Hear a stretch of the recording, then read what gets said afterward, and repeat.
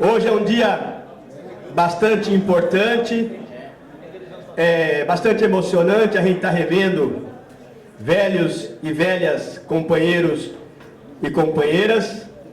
Um momento certamente de muita emoção para a gente relembrar a histórica greve da General Motors em 1985. Então, a gente vai dar início à nossa atividade.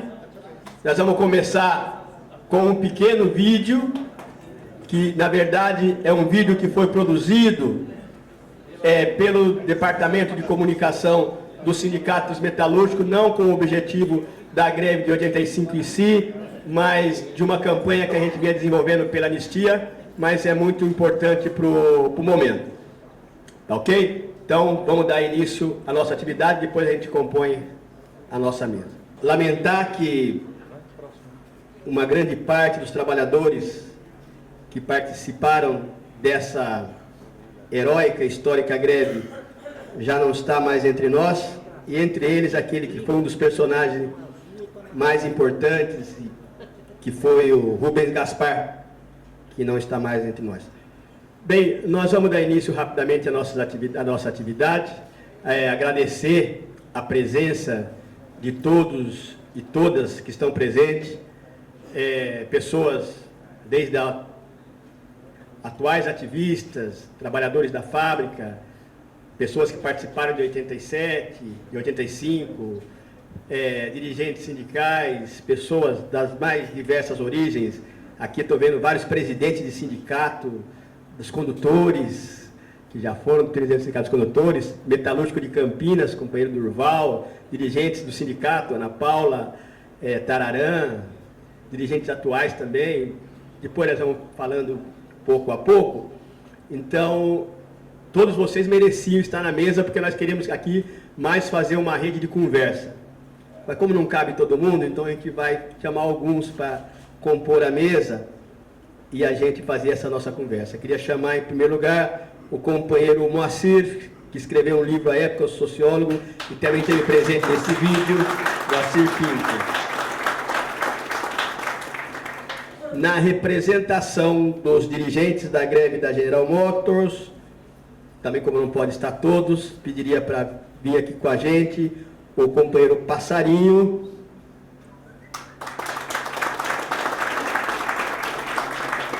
e o companheiro Iena.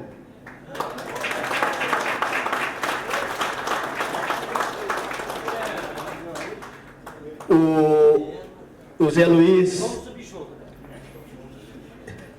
Zé Luiz mandou pedir desculpa, mas ele tem um compromisso na escola, na Univap, ele não pôde participar, esteve aqui, fez uma gravação e mandou o abraço. O companheiro Antônio Donizete Ferreira, Toninho, também presidente do sindicato por algumas gestões e presente na época. Companheiro Josias de Melo, da ADMAP, e também à época dirigente do sindicato. E para ficar mais nova um pouco a mesa, a companheira Amanda, que é da Comissão da Verdade do Sindicato de Metalúrgicos de São José dos Campos, e que vai apresentar aqui o trabalho.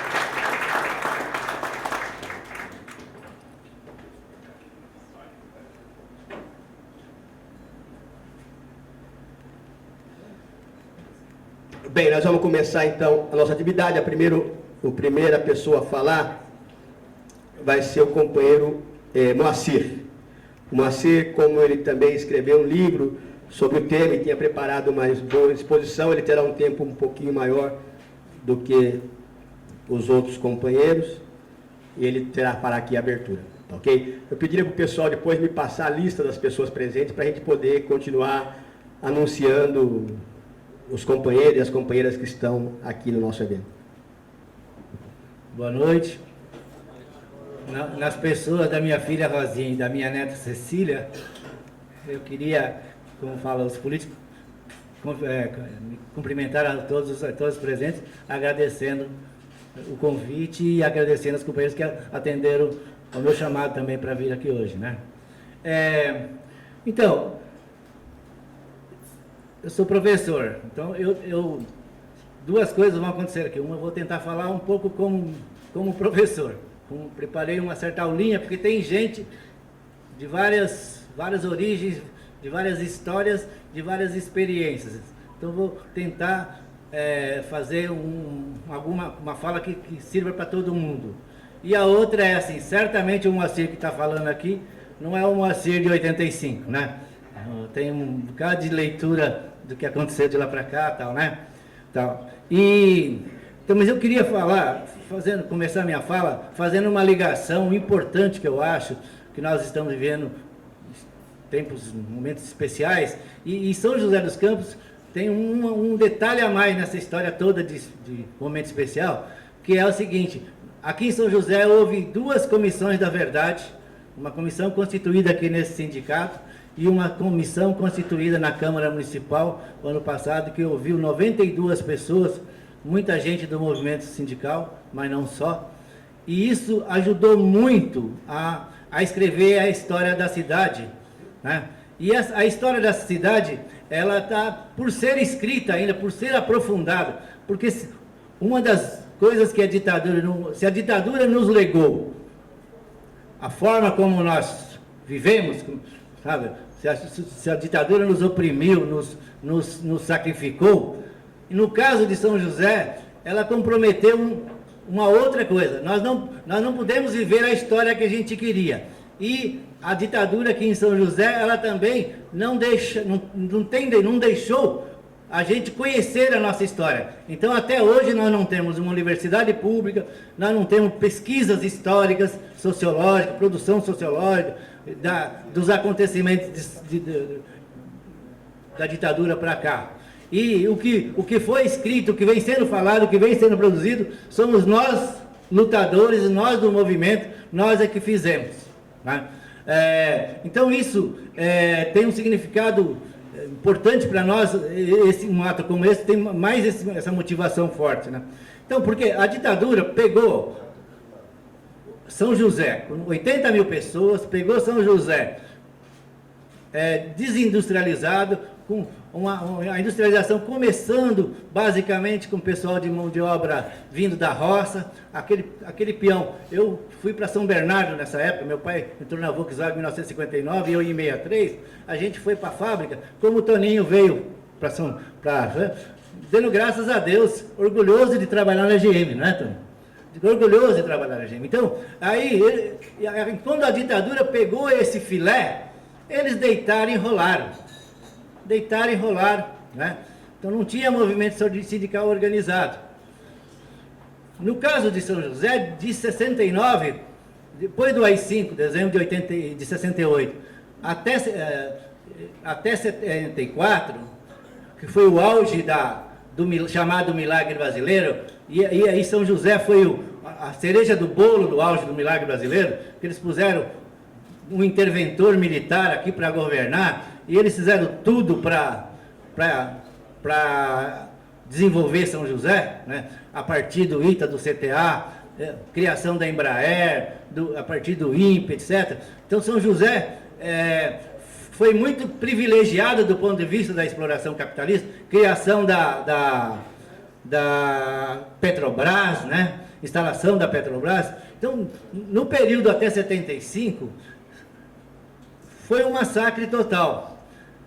A partir da eleição de 74, que começa um pouco de um respiro de luta pela redemocratização do país, e aí em outras regiões, São Paulo, começam os movimentos sociais, movimentos populares, o movimento estudantil, sair na rua, etc. Aqui ainda, o grande movimento que tinha aqui era um movimento por retomada da autonomia política, porque São José tinha sofrido no final dos anos 60, São José tinha virado área de segurança nacional, prefeito nomeado pela ditadura, um interventor, né?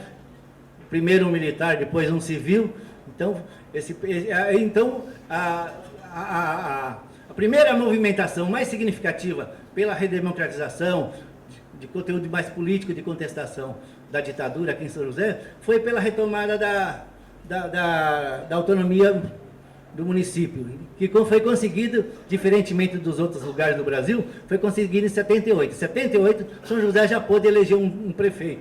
Os outros municípios só conseguiram em 85. No caso de... Aí o movimento sindical e o movimento mais de rua, aqui em São José, vem a partir de 79, na expansão, na esteira da expansão do movimento estudantil que tinha acontecido em São Paulo e outras partes do Brasil, metalúrgico do ABC, metalúrgico de São Paulo e outras regiões. A partir disso, em 79, aqui tem uma greve de motorista no começo do ano, depois uma greve dos metalúrgicos, e essa greve foi o grande grito de São José para chegar no que nós chegamos em 85. Grande grito de São José, grande momento de aparição, de surgimento de São José nesse movimento que o colocou depois na frente do movimento sindical brasileiro. Então, aí, o que acontece? O que acontece em 79 tem a greve, forma a oposição, em 81 tem uma eleição aqui nesse sindicato, essa eleição é ganha por uma chapa de composição entre petistas, majoritariamente do pessoal hegemonizado pelo PMDB, e é uma eleição onde a grande conquista foi a democratização do sindicato. O sindicato estava há 23 anos na mão de pelegos que tinham fundado a associação em 1953. O sindicato estava há 23 anos na mão de pelegos, e aí o sindicato começa um processo de abertura democrática, mas é uma democracia sem luta. As lutas começam em 84, quando uma chapa de composição, uma chapa naquele tempo, composta pelo pessoal que estávamos todos no PT, os petistas ligados ao movimento sindical próximo de São Bernardo, e os petistas que naquela época pertenciam ao segmento da Convergência Socialista, hoje PSTU. Em 84, nós formamos uma chapa com essa composição e ganhamos a eleição do grupo que tinha hegemonizado o sindicato no período 81-84, cujo presidente do sindicato era o Ari Russo, que era presidente do PMDB, primo do prefeito, Robson Marinho, por aí afora. Então, aí em 84 começa uma coisa aqui em São José que pouca gente entende até hoje, né? Começa aqui em São José a prática de um sindicalismo classista do tipo que não aconteceu, por exemplo, no ABC. A prática de um sindicalismo classista que, por exemplo, a discussão sobre comissão de fábrica era uma discussão fundamentada nas lutas históricas, da experiência da Espanha, da Bolívia, na experiência de formar o poder operário, vamos dizer assim, dentro da fábrica. E não estou aqui dizendo se nós tínhamos juízo, força, capacidade para sustentar, mas essa era a proposta. Porque aqui em São José, o Zé Luiz é uma pessoa que sempre repete isso, aqui em São José, historicamente, não foi como no ABC. No ABC, o movimento sindical do ABC, da geração Lula, ele floresceu muito alicerçado nas bases da Igreja Católica, do segmento mais progressista da Igreja Católica. E esse segmento, num processo evolutivo, quando eles hegemonizaram a CUT, quando eles sempre foram hegemônicos dentro da CUT, eu falo eles não, nós, eu também seguia aquela orientação daquela linha. Chegou quando essa linha hegemonizou a CUT, a partir de um certo período, ele levou a CUT a se alinhar ao movimento sindical alemão, e aí, de certa forma, que é um movimento sindical social-democrata não negador do capitalismo. Eu estou falando isso hoje, eu acho que, porque eu acho importante para a gente entender os dias de hoje que nós estamos vivendo, que inclusive, assim, no meu entendimento, na minha observação, a CUT está passando por um processo de revisão, né, que é necessário e não sei se vai ser possível e suficiente, né, mas a CUT está passando por um processo de revisão que, ao meu ver, tem a ver com essa linha de conduta, com essa forma de atuação. Então, aqui em São José se praticou um outro tipo de sindicalismo. Então, por exemplo, nós partimos para cima das fábricas, a chapa que ganhou a eleição em fevereiro, Toninho era secretário-geral, Zé Luiz presidente, né, Ivanil tesoureiro, né, Oliveira vice, né, essa chapa que ganhou a eleição em fevereiro de 84, ia tomar posse no dia 1º de abril. Quem deu a posse para essa diretoria na porta da GM em greve fui eu, porque o pessoal não... Fizemos uma semana de greve de ocupação. Então, formalmente, o Ivanil e o Zé Luiz foram lá no Ministério do Trabalho, na Delegacia do Trabalho, e assinaram lá, tomaram posse. Mas a posse política foi dada lá na porta da fábrica, numa assembleia, depois de uma semana de greve, uma greve vitoriosa, na alegria, na festa da greve lá, ficou Bidá, até porque só tinha Jacu nessa turminha, né, tudo aquele tempo, eu era assim mais sabidinho, né, aí eu dei posse pro pessoal, era só festa, né, Tarana? Então, essa realidade, então, começou dali, abril de 84, primeiro mês de mandato deles, com greve na categoria inteira. Pra vocês terem uma ideia, nos 3 anos da gestão anterior do Zé Luiz, do Ari Russo, que eu falei, Zé Ari Russo na presidência, que eu falei que democratizou o sindicato, mas não foi para a luta, nós tivemos 2 greves, uma na Embraer e uma na Feira de Mate.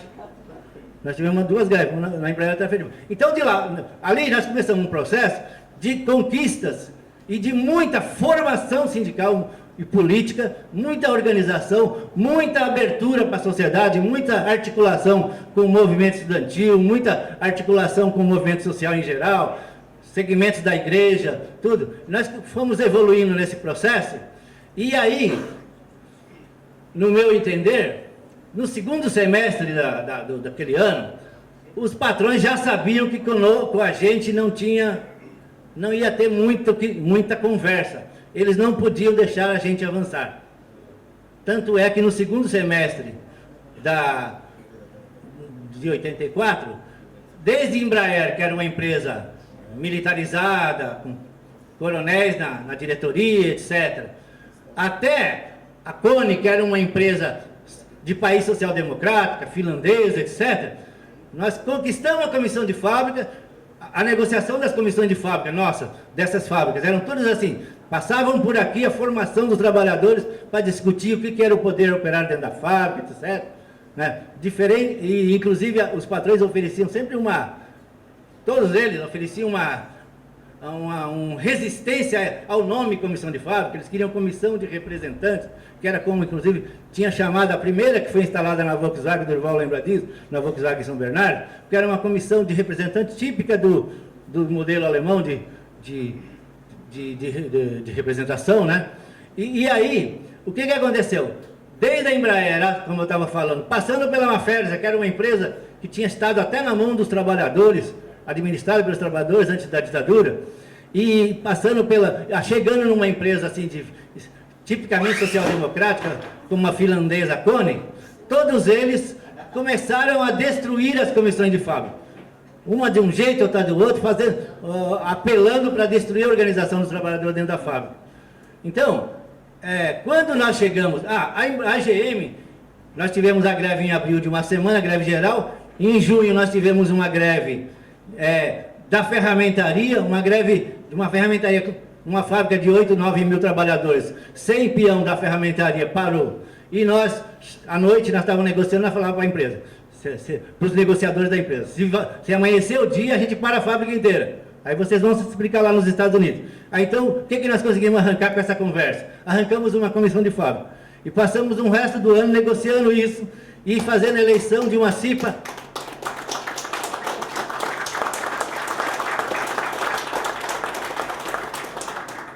Aí nós fizemos a eleição de uma CIPA, que nós chamávamos, o movimento sindical, que daquele tempo falava cipista, né? Cipeiros sindicalistas, de cipeiros alinhados com a política sindical, que discutiam aqui dentro para levar a política lá, né?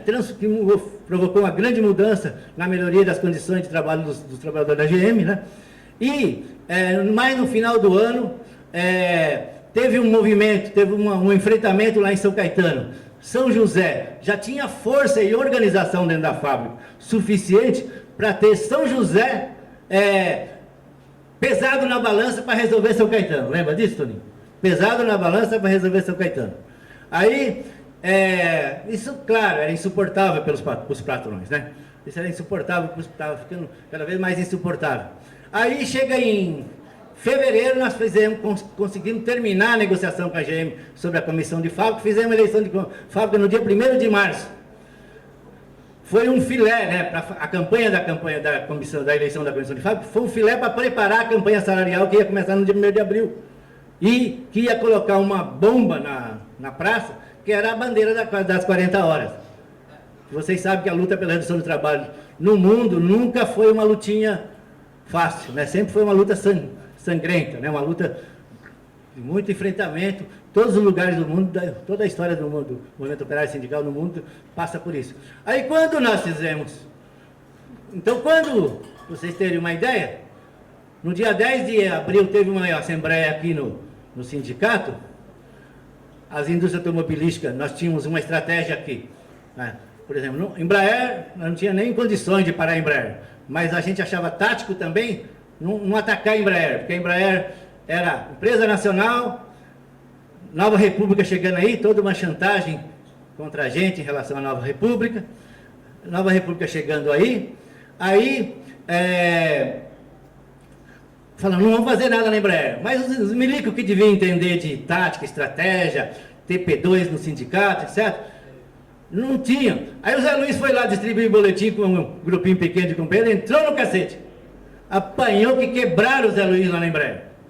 Foi bom para nós, porque aí nós negociamos. Nós negociamos a desgraça do Zé Luiz em troca de redução do jornal de trabalho de 2 horas. A última redução do jornal de trabalho da Embraer, eu negociei o Zé Luiz lá em Brasília, com o Coronel Osíris e o Coronel Adalto, na frente daquele safado do Almir Pazianotto, que atrapalhou o nosso lado pra caramba, mas nós conseguimos arrancar uma redução de trabalho de 2 horas na Embraer, foi acho que a última que aconteceu, né? Então, e aí, mas o caso era a GM, dia 10 de abril teve uma assembleia aqui, a GM, o pessoal decidiu parar a GM, o pessoal daqui telefonou, à meia-noite, tem sindicalista que estava lá dentro, que comentou o seguinte, membro de comissão de fábrica, falou, os chefes vieram procurar a gente, falou, pô, já meia-noite, antes da hora, tinha gente que já estava parada, a fábrica parou sozinha, e essa era a tática nossa, a tática era essa, que a gente sabia que uma greve para redução do jornal de trabalho, que não ia ser curta nem nada, tinha que ser com um trabalhador organizado, consciente, querendo, né? Então, toda a história que inventaram, que saía milícia para a fábrica, etc., não era a tática daquele ano. A tática daquele ano era a tática da vaca brava, que podia dar umas negaciadas, dar uns híbridos nos patrões. Mas era a tática era a questão principal, era parada de longa duração, onde a gente tinha organização dentro da fábrica, né? Aí, tanto é que a GM nós paramos a GM, ficou nesse, como o filme nos ajudou muito nisso, o filme mostra, né, de 11 a 24, o pessoal ia lá e voltava, e funcionava, naquele pátio, que agora é cheio de árvore, carro, funcionava uma espécie de palco de show.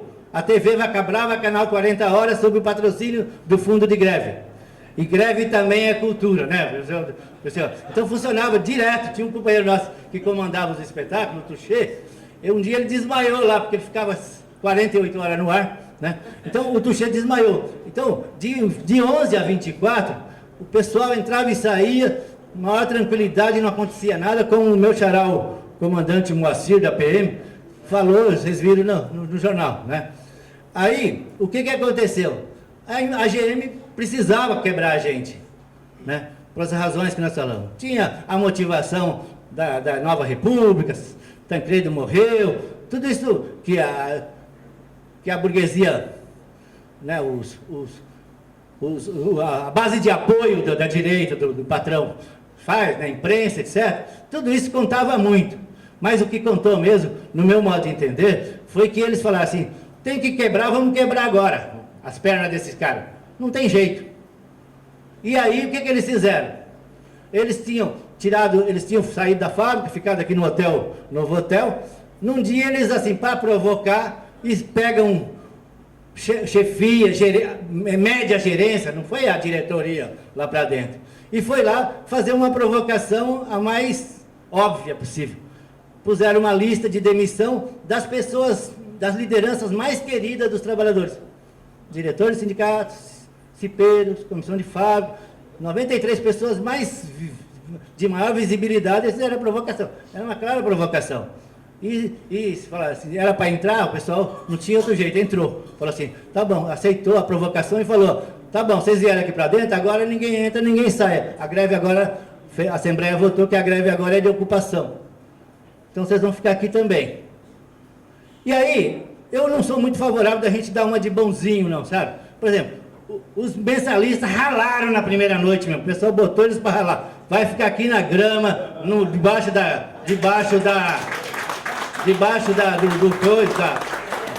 do sereno, sabe? Ah, quer fazer xixi? Vamos lá aqui, ó.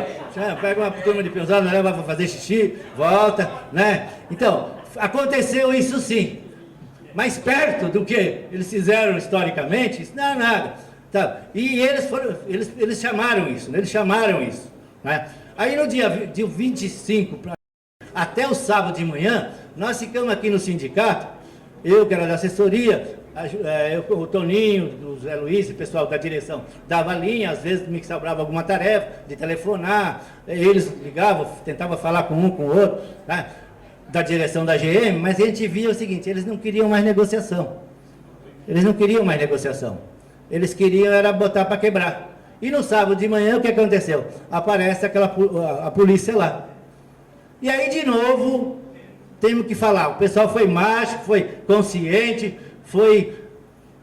estava preparado e assumiu de enfrentar. Uma parcela dos trabalhadores fugiram, né?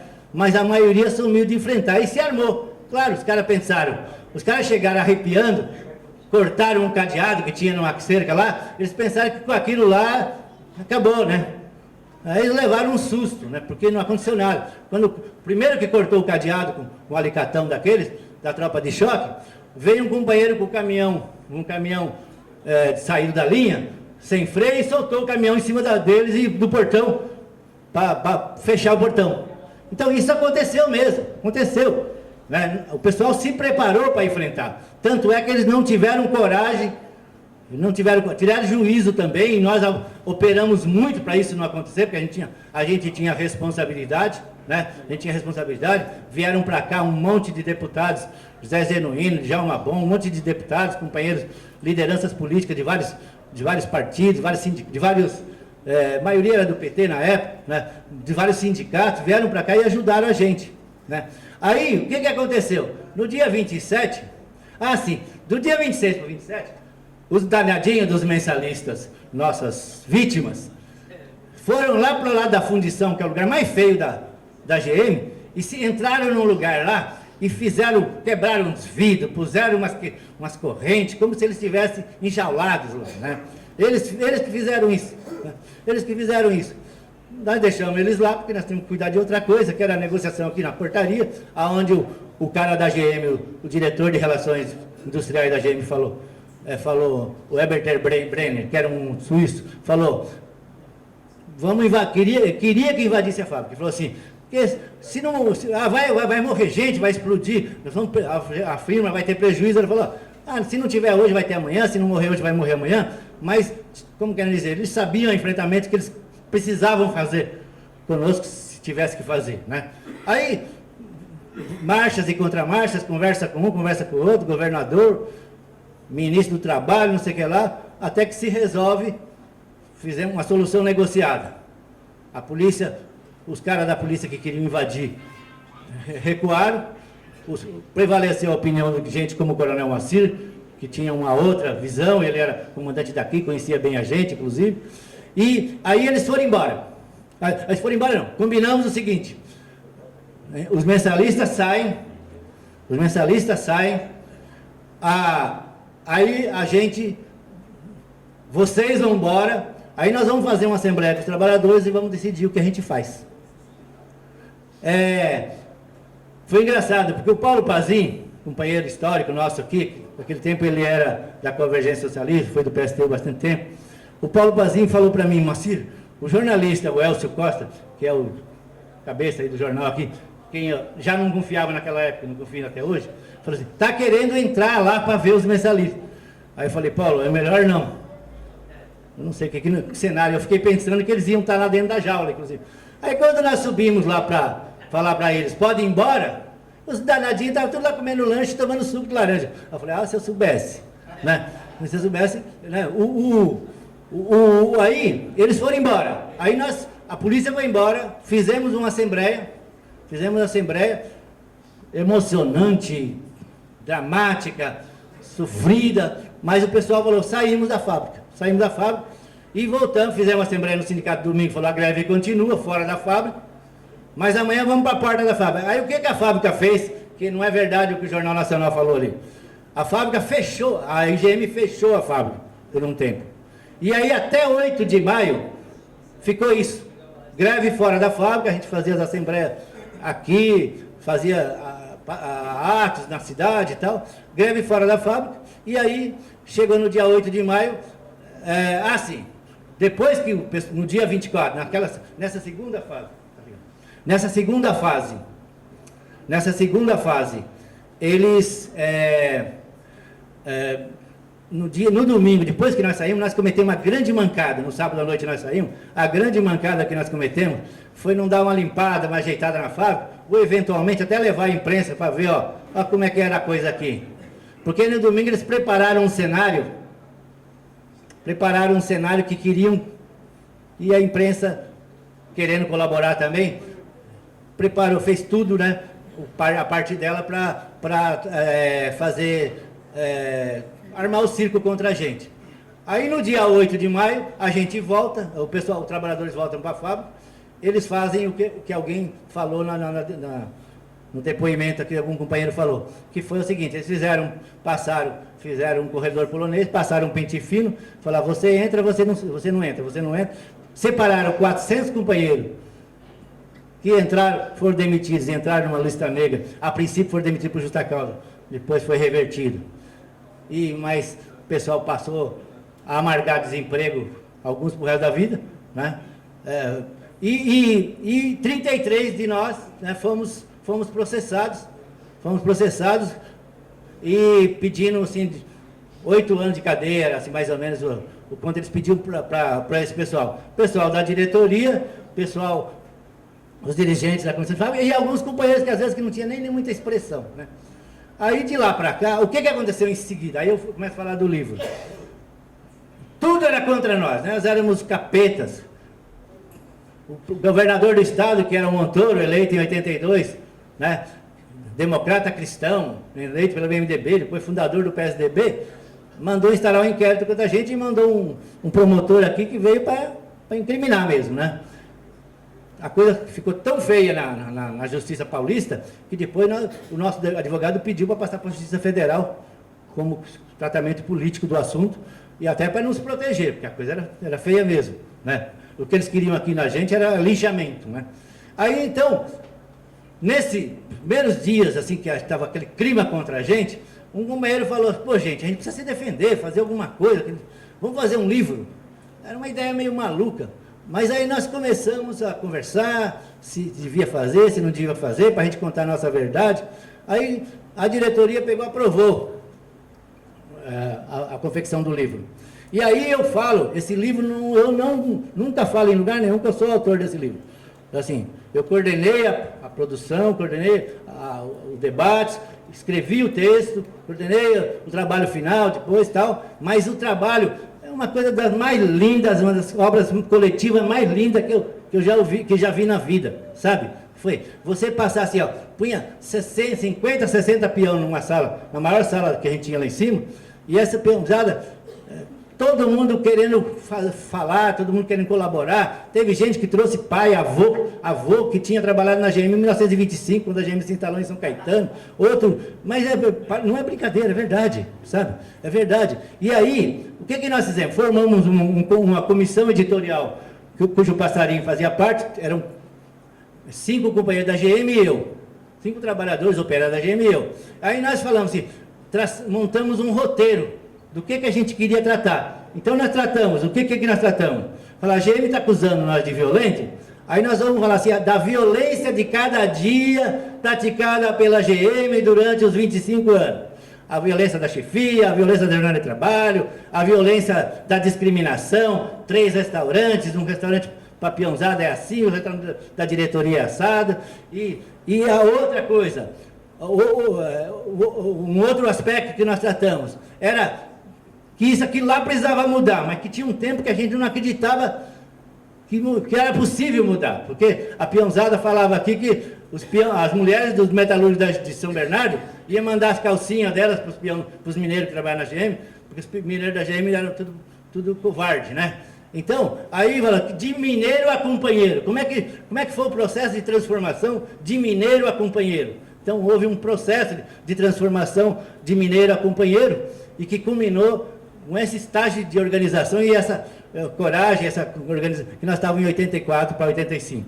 Aí, por último, aí nós contamos como foi a greve. Já foi um pouco contado no filme e foi contado aqui. Então, aí, o restante, a questão, depois disso, 10 anos depois, um companheiro nosso, jornalista, escreveu um livro, A Greve da GM, onde ele contou o Celso Horta, que era um militante, ex-preso político, militante da LN, ele contou, ele mostrou como é que foi a perseguição dos trabalhadores. Já tem certo. A perseguição, como é que foi, como foram as denúncias e como é que foi a defesa dos trabalhadores. E quando, em 2009, né, Iena? No final de dezembro, o Iena, assim, em dezembro, em mais ou menos 2008, 2009, eu já estava aposentado, escrevendo algumas coisas. Um dia eu até conversei com o Toninho, de procurar o sindicato, para a gente fazer uma atualizada desse livro, até do livro que nós fizemos coletivamente, o Ação e Razão dos Trabalhadores da General Motors, a greve contada por quem a fez, né? Esse é o de 85, que nós fizemos em um mês. E aí, gente, foi tudo feito aqui, datilografado aqui, foi revisado aqui, foi rodado pelo João da Gráfica, nosso companheiro militante aqui, o João da Gráfica, rodou, cortou, costurou, colou, ensinou a peãozada a fazer o mesmo, e depois a única coisa que nós fizemos fora foi a capa. Em um mês o livro ficou pronto. Então eu tinha até conversado com o Toninho, para a gente, como a gente estava conquistando a anistia, o que quer dizer que o país, a nação brasileira, o Estado brasileiro, reconheceu o erro cometido no passado, o crime cometido no passado, a injustiça cometida com os trabalhadores, e estava não só pedindo desculpas públicas para o povo, mas também indenizando os trabalhadores no processo de anistia. Procurei o sindicato para fazer uma proposta de atualização desse livro. Mas aí coincidiu do Iena, que foi um dos 33, que depois viveu um processo de uma experiência à parte no crime comum, né? O Iena me procurou para ver se eu topava fazer um livro sobre a vida dele. Eu tinha uns anos antes, falado para ele de fazer, porque ele estava sofrendo muito perseguição da polícia em Jacareí, e a gente tinha medo que ele morresse. Então a gente falou assim, como forma de, vamos tirar ele da invisibilidade, fazer um livro. Aí nós fizemos esse livro com outro objetivo. Então o livro, vamos dizer, a atualização que precisaria fazer do livro Ação e Razão, está um pouco nesse livro aqui. Iena, Minha Revolta Não Se Vende, que é a atualização da greve da GM e da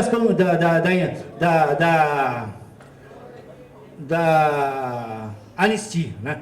Então, eu não sei se eu dei conta de contribuir, eu estou aqui à disposição para continuar a conversa, tá, o companheiro Passarinho, o companheiro Irene, Toninho, vivendo intensamente esse período também, mas aqui eu estou muito grato e parabenizo o sindicato por essa iniciativa de qualidade, com material, com camiseta, que eu achei muito chique, né? Eu falei até para o Toninho e o Passarinho, falamos assim, será? É isso aí, gente. Obrigado. Obrigado, Moacir. Uma salva de palmas para o Moacir. Ele falou e, na verdade, foi uma verdadeira aula para a gente aqui, né? Uma aula de história, presença. Disposição, gente. Falou tá. Vezes, grupos pequenos. Olha só, vamos dar continuidade. Eu gostaria também de chamar para a mesa o Macapá. Traz a sua cadeirinha também, Macapá. Que é presidente do sindicato, Macapá. Trabalha também na General Motors. E também o Ivo. O Ivo era da comissão de fábrica e é coordenador dos processos de anistia. Ivo, por favor. E também era da comissão do livro. Gente, depois nós vamos conversar, nós vamos tirar foto de todo mundo que estava presente na greve. Vamos andando. Só nós não temos muito tempo. Nós temos pouco tempo pelo monte de histórias que nós temos para contar. Tem várias pessoas presentes. Eu vi aí o Joaquim Augusto Pio, também foi dirigente do sindicato da GM, também tá por aí. E vamos dar sequência. Agora, o Moacir deu essa bela aula para a gente, agora os outros oradores vão ter que usar um pouquinho mais curto, cerca de 5 minutos, tá ok? Vamos começar, pode começar por aqui? Então vamos lá, Passarinho. O Passarinho foi diretor do sindicato da GM, trabalhava lá no setor que eu trabalho também, né, na usinagem, era a fábrica de motores 2, e era o líder daquela época lá, daquela área. Eu nunca fui chegado à mesa, eu gosto de falar em pé. Na verdade, por trás de toda essa história, bom, primeiro quero parabenizar o Moacir, né? Porque o Moacir, eu sempre conheci ele pegando pesquisa, né? Dando uma leitura como sociólogo, como que a gente vai montar estratégia de luta. Depois ele deu uma aula de história aqui, Moacir. Parabéns para você. Mas, na verdade, eu poderia estar conversando sobre a história do Gaspar, do Zé Luiz, né? A lustra que eu tive com cada companheiro, né? Mas eu quero, nesse momento, homenagear uma categoria, tá? Aquela categoria que estava por trás, que a gente chamava de imprensa alternativa, né? Eu lembro do Hércules. Você lembra, o Tararã, do Hércules, que fazia a nossa Charles? Tá? Muito legal, sabe? Tinha a leitura, mas tinha aquele momento do trabalhador se divertir, tá? Eu lembro, muitas vezes, da disputa que nós fazíamos contra a grande imprensa, e tinha o jornalista, né, que fazia matéria. Toda a luta que nós fizemos teve um respaldo que a gente chamava de imprensa alternativa. Mas tinha a produção intelectual, tinha a produção gráfica, mas tinha também quem rodava. Nesse momento quero chamar o João da Gráfica aqui, ó. O João da Gráfica foi uma pessoa... Eu quero falar ao lado dele, tá? Por favor, João da Gráfica. Tá. O João da Gráfica, ele acompanhou um momento que nós recuperamos do peleguismo o sindicato e não tinha muito recurso gráfico, né? Não tinha. A gente viu o João apertando aquela molinha, né? Para que o material chegasse, tá? O João talvez não saiba, né? Mas naqueles momentos difíceis, quando nós tínhamos o material para entregar para o trabalhador, tinha o trabalhador do João da Gráfica, tá?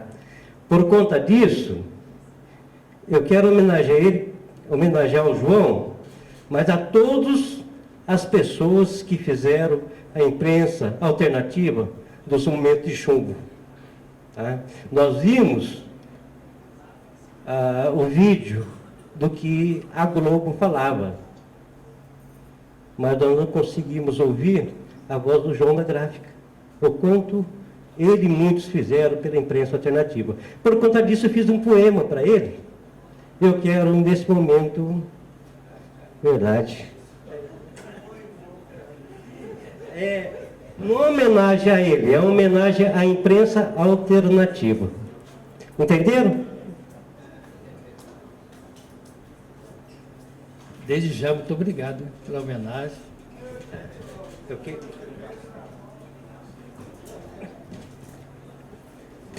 Eu estou sem óculos.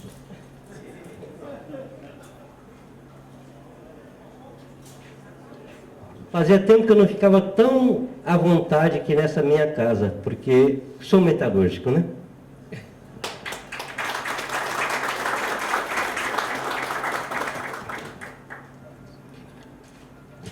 Na época, a gente tinha aquela ideia que tudo era mentido, né? E nós falávamos a verdade. Por conta disso, João canta e roda, é o nome do meu poema.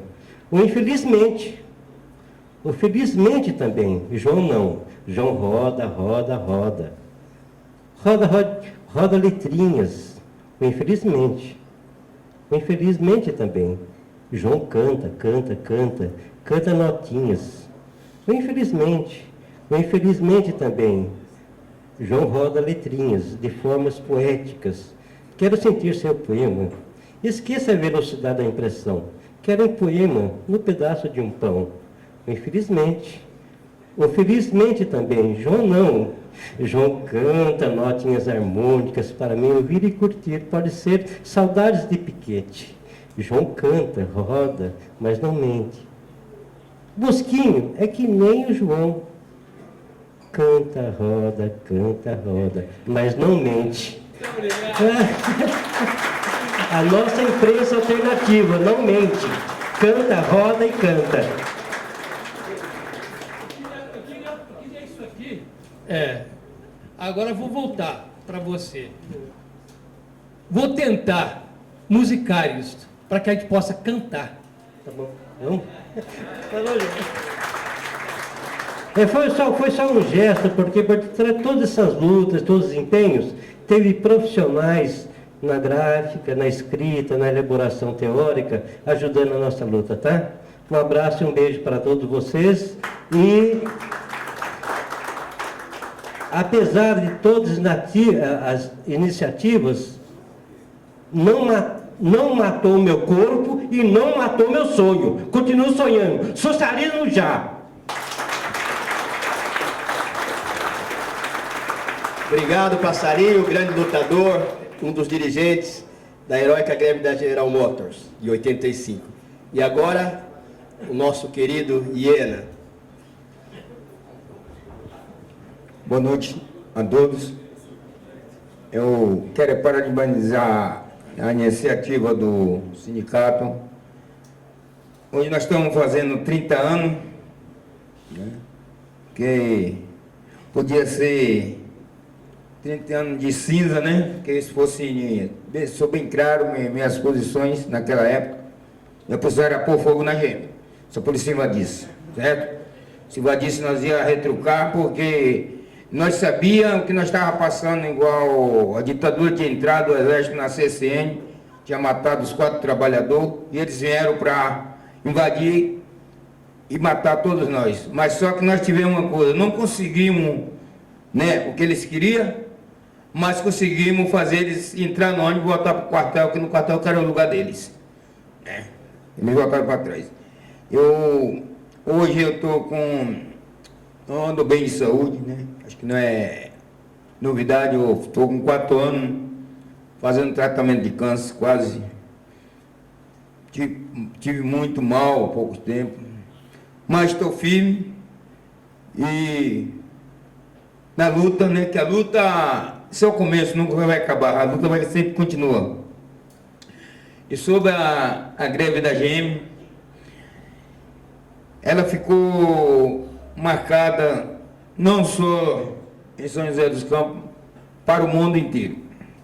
Porque a GM, quando eu entrei na GM em 81, depois vim da Volks, São Bernardo do Campo, participei daquela grande luta, quando o Lula era o presidente do sindicato dos metalúrgicos.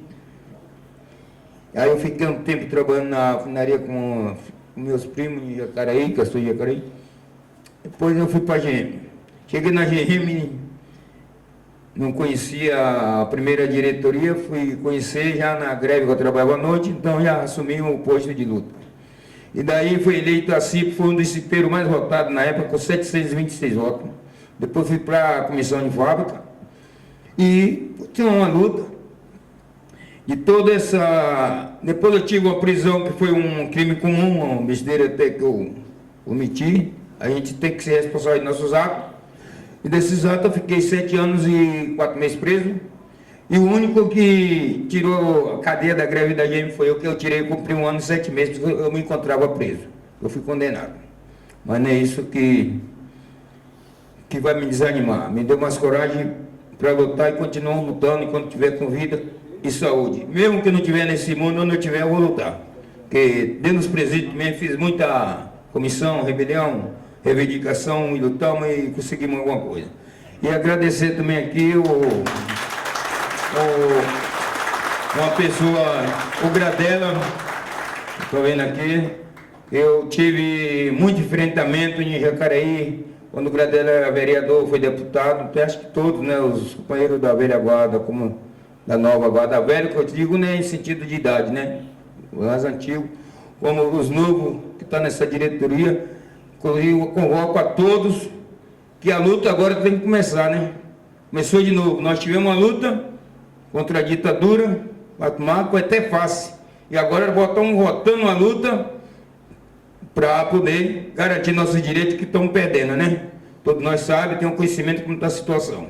Porque quem se junta com pouco, farelo come. Se se juntarem com a gangue que for contra a gente, agora nós temos que lutar para tomar um lado desse. Mas eu, Passarinho e o companheiro Moacir, pouco dia em São Paulo, a imprensa, se tiver aqui a Globo, tiver algum na imprensa que leva o recado para a imprensa, para quem quiser, não comentou nada, que tinha mais de 40 mil pessoas, que nós fomos lá com Batata a pé, marchando embaixo de chuva, fomos até a porta da Fiesp, e eles ecoaram com a terceirização na noite que ia ser julgado no Congresso. Aí mandaram o recado aqui, transferir para outro dia, mas nós fomos no outro, e continuo lutando. Ontem recebi essa semana o comunicado do Moacir me convidando, qualquer um, e vou continuar na luta enquanto tiver condições, né? Quando não tiver, no meu. Eu acho que estou à disposição, né? Para lutar, para reivindicar, principalmente adquirir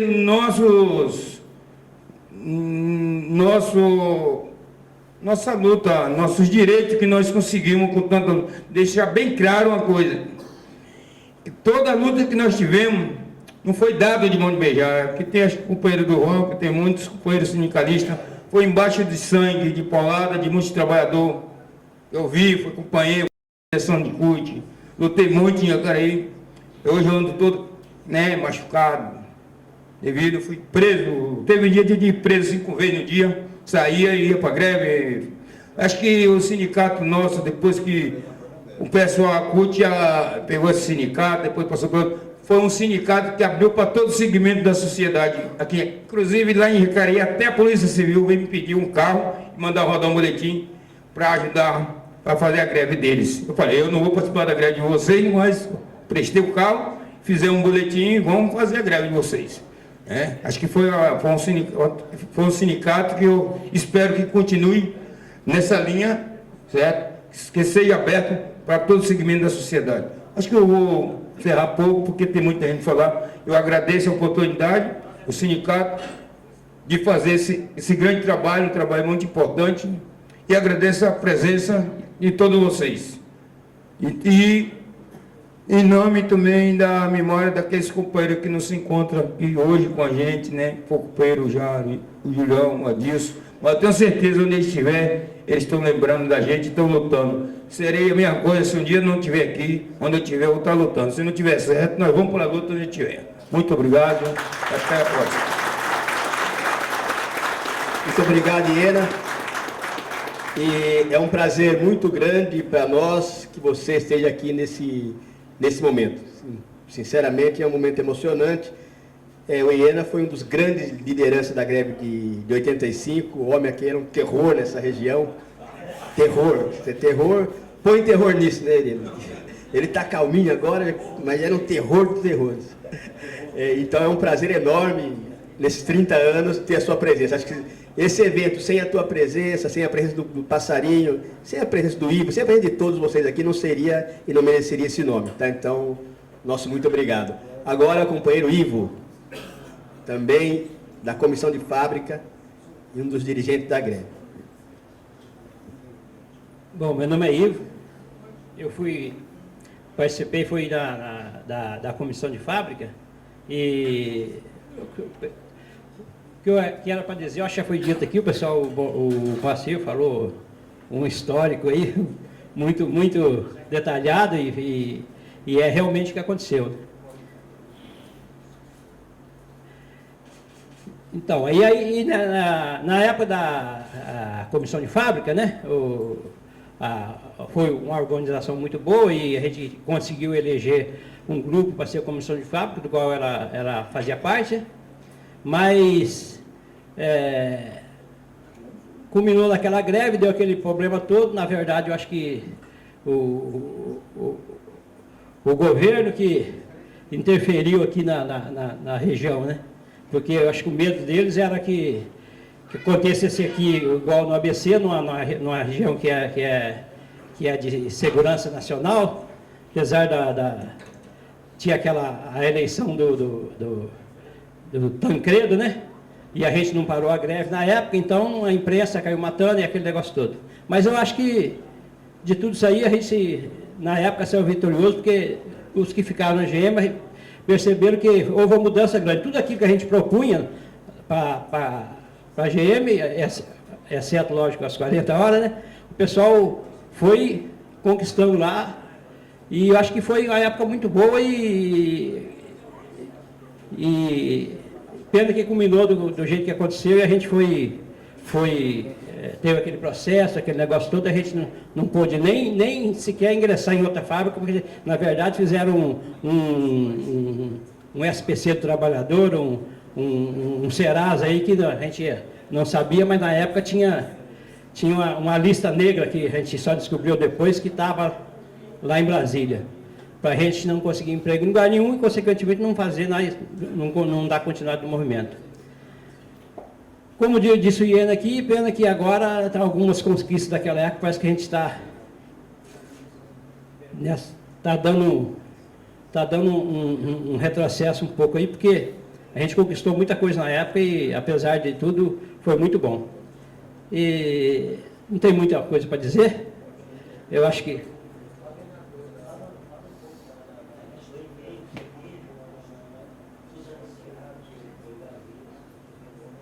sim, depois, na época, teve uma comissão para entrar na anistia, né?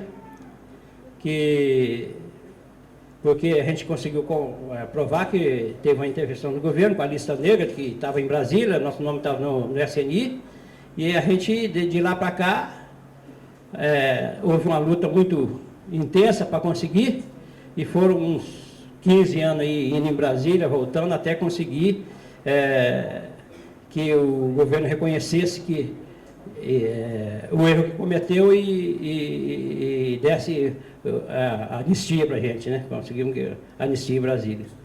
E agora é aquela história, a luta continua, apesar dos pesares. É isso que eu tinha para dizer.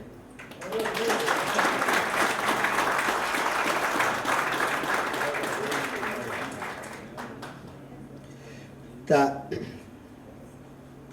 Queria anunciar também, depois, mais ao final, nós vamos chamar todos aqueles que participaram de uma forma ou de outra da greve de 85 para fazer uma foto, a gente fazer uma homenagem aqui. Só anunciando algumas pessoas aqui, além daquelas que eu já anunciei, tem o Geraldinho, que também foi diretor da época. Geraldinho, cadê o Geraldinho? Levanta a mão, Geraldinho. o Borginho, que é do 33 também. Borginho. O João Alemão, que é dos 33, também está lá no fundo. O Paraná. Naná. Marcos. Marcão. O Pio.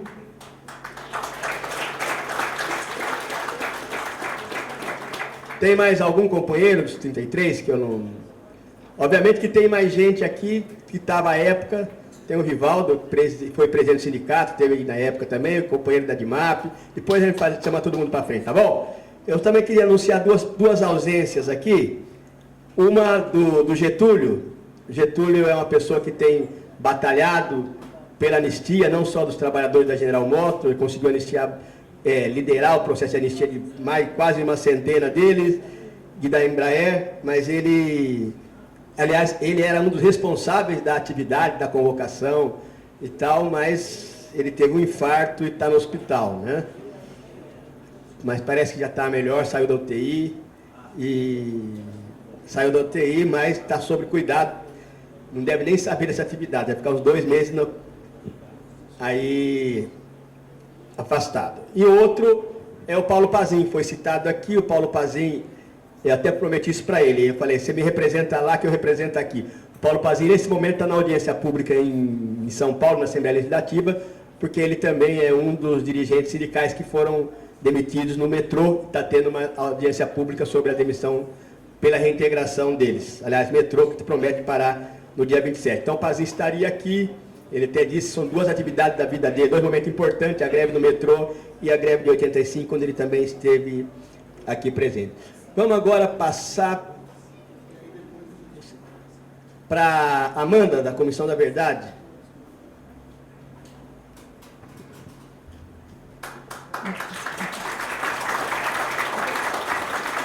Obrigada, gente. Boa noite, né, a todos. Estou muito feliz, né, de estar aqui na mesa. Vou tentar socializar rapidinho assim, algumas conclusões da pesquisa da Comissão da Verdade, mas mais focado na questão da greve da GM de 85. Né? E eu fico feliz pelo seguinte, porque a nossa pesquisa envolveu tanto análise de documentos como entrevistas. E nas entrevistas eu percebi uma angústia muito grande dos trabalhadores de essa tal da lista negra que existia. E a pesquisa documental veio a comprovar muitos dos indícios que foram levantados pelos trabalhadores, muitas das angústias que vocês carregavam, a gente conseguiu, de fato, comprovar com documentos e realmente vocês estavam certos. E eu acho que a gente tem que dar essa disputa para uma outra concepção, né, na história, que a história é sempre a história dos que venceram, né, e quem vencemos somos nós que seguimos na luta aí por uma outra sociedade, né, mais justa. Então, socializar um pouco, né, das pesquisas, que não dá mais para dizer que é a opinião de vocês, que é a opinião dos trabalhadores, né? Agora a gente pode comprovar várias coisas. Os documentos que a gente trabalhou foram documentos do antigo DEOPS e do SNI, que estão no Arquivo do Estado e no Arquivo Nacional. E também os documentos que foram levantados pelos mais de 300 anistiados aqui do Sindimetal, que nos ajudaram muito, né? Uma das principais coisas que a gente descobriu era que vocês eram muito monitorados, assim, muito monitorados. Sabiam onde moravam, sabiam as vinculações políticas, as organizações de esquerda, partidos políticos os quais vocês militavam. Eles sabiam de muita coisa. E como eles sabiam? Um dos mecanismos principais que eles tinham para descobrir essas coisas era o tal do SECOSE, né? Que era o SECOSE, era o Centro Comunitário de Segurança do Vale do Paraíba. Era um organismo que funcionou, pelo menos os documentos que a gente encontrou, funcionou de 83 a 85, e eram reuniões de chefes de segurança de 25 empresas aqui do Vale, dentre elas a GM, junto com representantes da Polícia Militar, do CTA, da Escola de Especialistas da Aeronáutica, do próprio DEOPS, de diversos aparelhos aí de informação do regime. É interessante a gente entender que a circulação de informação era justamente para reprimir o principal inimigo dos empresários e dos governos militares, que era o mesmo, né? Afinal, era uma confluência de interesses, que eram vocês, o movimento operário, os trabalhadores, que era quem botava medo nesse país, né? Nos patrões e no governo militar. E essa troca de informações acontecia também porque os chefes de segurança das empresas, a maioria deles eram ex-militares.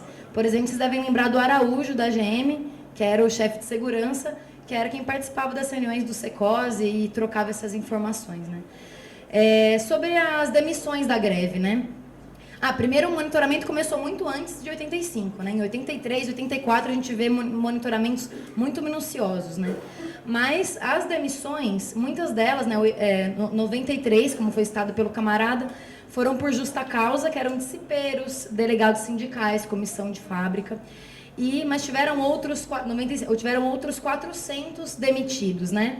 E muitos deles não conseguiam emprego depois. E sempre ficava aquela dúvida, por que eu não consegui emprego depois? E não conseguia emprego porque a demissão por justa causa, as empresas não contratam mais, porque falar se é por justa causa, provavelmente está envolvido em movimento sindical, era quase um código assim, que as empresas usavam para não ser admitido por outra fábrica. A data da demissão também era muito importante. Se foi demitido perto de data de greve, seja ativista ou não, também encontrava dificuldade de ser contratado, por conta desse conluio aí das empresas com os organismos de repressão. Outra forma também de evitar que os ativistas fossem contratados era que as empresas exigiam muitas vezes o atestado ideológico do DEOPS no ato da contratação, né? E, nesse sentido, a gente encontrou um documento do Secose importante, de agosto de 85, mesmo mês da greve, que é um documento da GM. E a GM ela fala que estava com dificuldade para contratar novos trabalhadores, né, depois de ter demitido os 400, porque ela estava com dificuldade de detectar os indivíduos ficha suja. Ou seja, ela deixa claro que ela fazia uma seleção para saber quem era ativista e quem não era, e não contratar novamente. Esses são argumentos que a gente tem para poder comprovar que foram demissões por motivos políticos, ninguém foi demitido porque trabalhava mal ou qualquer coisa, foi demitido por motivo político e justifica a anistia e o reconhecimento do Estado, que os camaradas já falaram.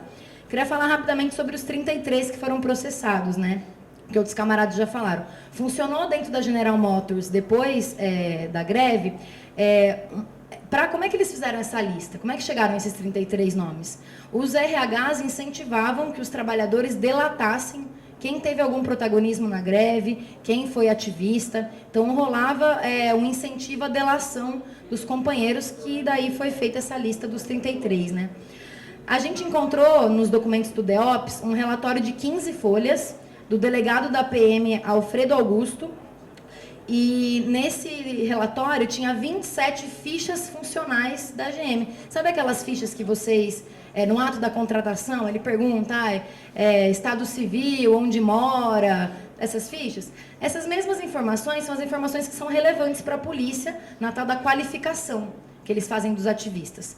Como a gente procurou e não encontrou nenhum documento que os militares exigiam que a General Motors entregasse as fichas, a gente pode concluir que a GM facilitou a repressão, dando de mão beijada essas fichas, né? Bom, para concluir, boa parte disso que eu falei é comprovado pelo Paulo Moreira, que vocês devem lembrar dele também, que foi RH da General Motors, responsável por muitas das demissões. A gente trouxe aqui alguns trechos da entrevista que a Comissão da Verdade fez com o Paulo Moreira, em que o Paulo Moreira reafirma algumas das coisas que eu disse aqui.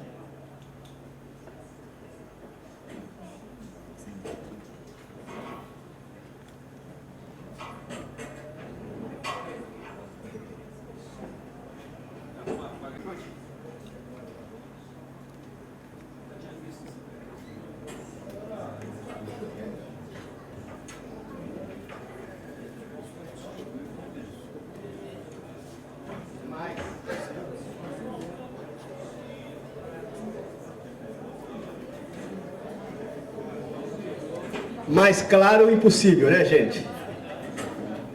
O Paulo Moreira hoje vive numa cidadezinha, acho que é Tremembé, Renatão? Vive em Tremembé, está meio doente, está meio desiludido com a vida também.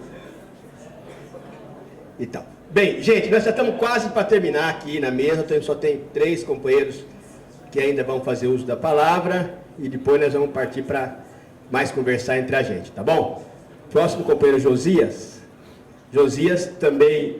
O Josias foi estável em 85 e depois foi eleito diretor do sindicato em 87, né, Josias? Em 85 não era dirigente do sindicato, entrou em 87 no sindicato, reconstruiu, junto com outros companheiros, que é parte de uma outra história também, o movimento sindical lá. Boa noite aos companheiros e companheiras. Eu até estava dando risada aqui quando o Moacir começou a falar. Na realidade, tudo que o Moacir falou, ele falou 30%, viu? Tem coisa muito maior. Eu lembro desse camarada aqui, nós entramos na fundição e o chefe estava sentado numa cadeira bonita, comendo aquele bolo francês, que ele estava tudo lá dentro, preso lá dentro. Ele chegou e falou, olha, para fora, para fora. Não, daqui não vou sair. Ele pegou na cadeira, puxou, derrubou o chefe com a bunda no chão. Eu cheguei, naquela época eu era complicado, catei o cara pro cabelo e chutei a bunda dele. Isso aconteceu, foi coisas piores, não? Na realidade, tudo que falaram, o Brenner, na realidade, que falou aquela coisa de morre hoje, nasce amanhã, tudo isso aconteceu. Mas eu vou pegar depois da greve. O que aconteceu depois da greve. Eu lembro quando a gente entrou para dentro da fábrica, no corredor polonês, e a gente entrou para dentro da fábrica, e a chefia se reuniu e disse o seguinte, olha, a partir de hoje, acabou o sindicato aqui dentro. Agora quem manda aqui somos nós. E começou uma repressão terrível na gente. Você não podia ir no banheiro, você não tinha tempo de ir no banheiro, você não tinha tempo para tomar café, você não tinha tempo para nada. A pressão era muito grande. E o que eles faziam durante os dias? Eles contrataram, ninguém falou nisso aqui, eles contrataram a turma do Akira, que era um grupo de paramilitar, os carinhas tudo pequenininho, tudo tamanho do Renato. Tamanho do Renatão, que a gente sentava na hora do almoço para descansar, ou falar de futebol, falar qualquer coisa, e chegava lá, qual o problema aí? Vamos esparramar aqui. Não, você não podia ficar, passar de 2, 3 ali. Os caras chegavam e esparramavam a gente. Uma pressão terrível, mas terrível. Eu, na realidade, na época, eu entrava dentro do banheiro, eu chorava, falava, não é possível esse negócio aqui. Porque teve gente que na época pediu demissão, porque não aguentou a repressão. Não aguentou. A pressão era tão grande que você não tinha direito de mais nada. E eles tiravam sarro, inclusive, eles falavam assim, o chefinho falava assim, amanhã, no almoço, nós vamos comer a vaca brava. Na época tinha a televisão Vaca Brava, na greve que os companheiros fizeram. Lembra, Tony, que eles fizeram uma cama de isopor? Como é que eu sobrevivi nessa greve? Na realidade, eu ficava só encapuçado lá dentro. Na época não tinha muita câmera de televisão, era muito pouco, e eu não marcava na frente de câmera, eu ficava sempre escondido. Quando eu via a câmera de televisão, eu saía fora. Eu vou falar agora, porque depois de 30 anos pode se contar. Na realidade, o Gaspar, na época, me deu uma missão para mim. Lá na usinagem 3, quem conheceu a usinagem 3, era na parte de baixo, tinha um morro que descia, e eu estava com um carro na mão. O que nós fizemos na época? Esses companheiros que sabem. Nós estouramos, o tanque de gasolina, na realidade, a chave estava com o chefe. Nós pegamos a empilhadeira, fomos lá e estouramos o tanque de gasolina. E nós abastecíamos os carros com barde, para poder andar lá dentro. Tudo que falaram com o câmbio era verdade, tudo que aconteceu. E a missão minha, se a polícia entrasse lá dentro, eu ia soltar o carro, para ele bater lá no tanque, lá embaixo. Adivinha o que ia acontecer? Eu ia pular no carro e deixar o carro rodar lá embaixo. Na realidade, por que aconteceu isso dentro da GM? Na realidade, a GM, antes da greve, e os companheiros sabem disso, a repressão lá era muito forte. A chefia, para você ter uma ideia, ele só contratava cara do tamanho do Renato. Cara forte e brabo. E você não tinha direito de reclamar. Não tinha direito de reclamar. Se reclamasse, eles, até bater nos caras, eles batiam. Ali era complicado. Então, quando estourou a greve de 85, a peãozada falou, agora é a hora da vingança. Hora da vingança. Pusemos os caras no chiqueirinho, é verdade. Os caras queriam ir para o banheiro, eu lembro até que o companheiro do caminhão tirou a cinta do chefe, olha bem, amarrou aqui por trás, amarrou a cinta por trás e falou, vamos lá no banheiro. E o cara saiu, vamos lá, sabe? Era desse jeito, porque na realidade você tinha que fazer isso, porque a greve foi muito forte. E é lógico que daí veio a polícia, eu lembro no último dia que estava para a polícia entrar lá dentro. Por que a polícia não entrou? Porque quando o capitão sobrevoou a General Motors, ele falou, não, aqui não dá. Eu não sei se vocês já lembram, depois eu fiquei sabendo de onde era.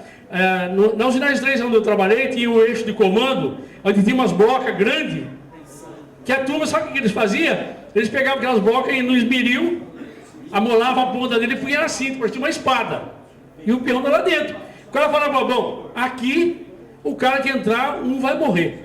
E eu lembro certinho que os policiais estavam para fora. Você pode olhar até na foto, os policiais eram tudo garoto ali. Eles tremiam de medo, porque eles sabiam que se eles entrarem ia morrer. Nós ia morrer, eles também. Inclusive, como eu estava contando agora há pouco, tem um setor que os caras jogaram água. Nós jogamos água dentro da fábrica, esparramamos água, e tinha um cabo de não sei quantos, 400 volts, que ia ligar. Na hora que os policiais entrarem, um cara ia, um eletricista ia ligar lá. Adivinha o que ia acontecer? Ia morrer tudo. Então, na realidade, foi uma greve que marcou a nossa vida, mas eu acho que aquela greve da GM serviu para a história desse sindicato, não? É verdade que agora, tudo aquilo que nós conquistamos, hoje nós estamos lutando para manter, pelo menos aquilo que a gente tem. Mas eu acho que a gente não perdeu nada, não. Porque a General Motors sempre foi, não só ela, como todas as montadoras, toda o patronal, eles sempre foram repressora, sempre fizeram isso. Inclusive, eles financiavam assassinato de trabalhador, não. A GM fazia isso, as outras fábricas faziam isso, porque lá, inclusive, a chefia falava isso, às vezes, nos corredores. Eu lembro uma vez que eu estava trabalhando na usina, na linha, e tinha um camarada, até hoje eu não consigo entender. Esse cara, ele não conversava com ninguém, ele ficava lá dele, trabalhando ali. Um dia, de repente, chegou 2 caras, eu não esqueço disso, de terno, bem arrumado. Eu não era dirigente sindical na época, não, mas eu era ativista, eu era aquele cara que estava sempre... Eu vinha aqui no sindicato, e esse camarada que fazia umas filipetas, lembra, Zaninho? Fazia umas filipetas, eu ia mais cedo, eu fazia um lanche, igual um lanche, porque você não podia entrar com nada. Punha no bolso e chegava lá dentro mais cedo e esparramava na máquina, na linha de montagem. Aquilo criava uma confusão na fábrica tremenda. O cara falava assim, tem terrorista aqui dentro. Queria descobrir de onde que era aquela filipeta. E você fazia isso. Então, na realidade, tudo que aconteceu na GM foi necessário, porque a gente precisava mudar a história. Porque aqueles trabalhadores que trabalharam 30, 40 anos lá, estavam sofrendo uma repressão muito forte. E ali era o momento da vingança, que foi a greve de 85. Muito obrigado.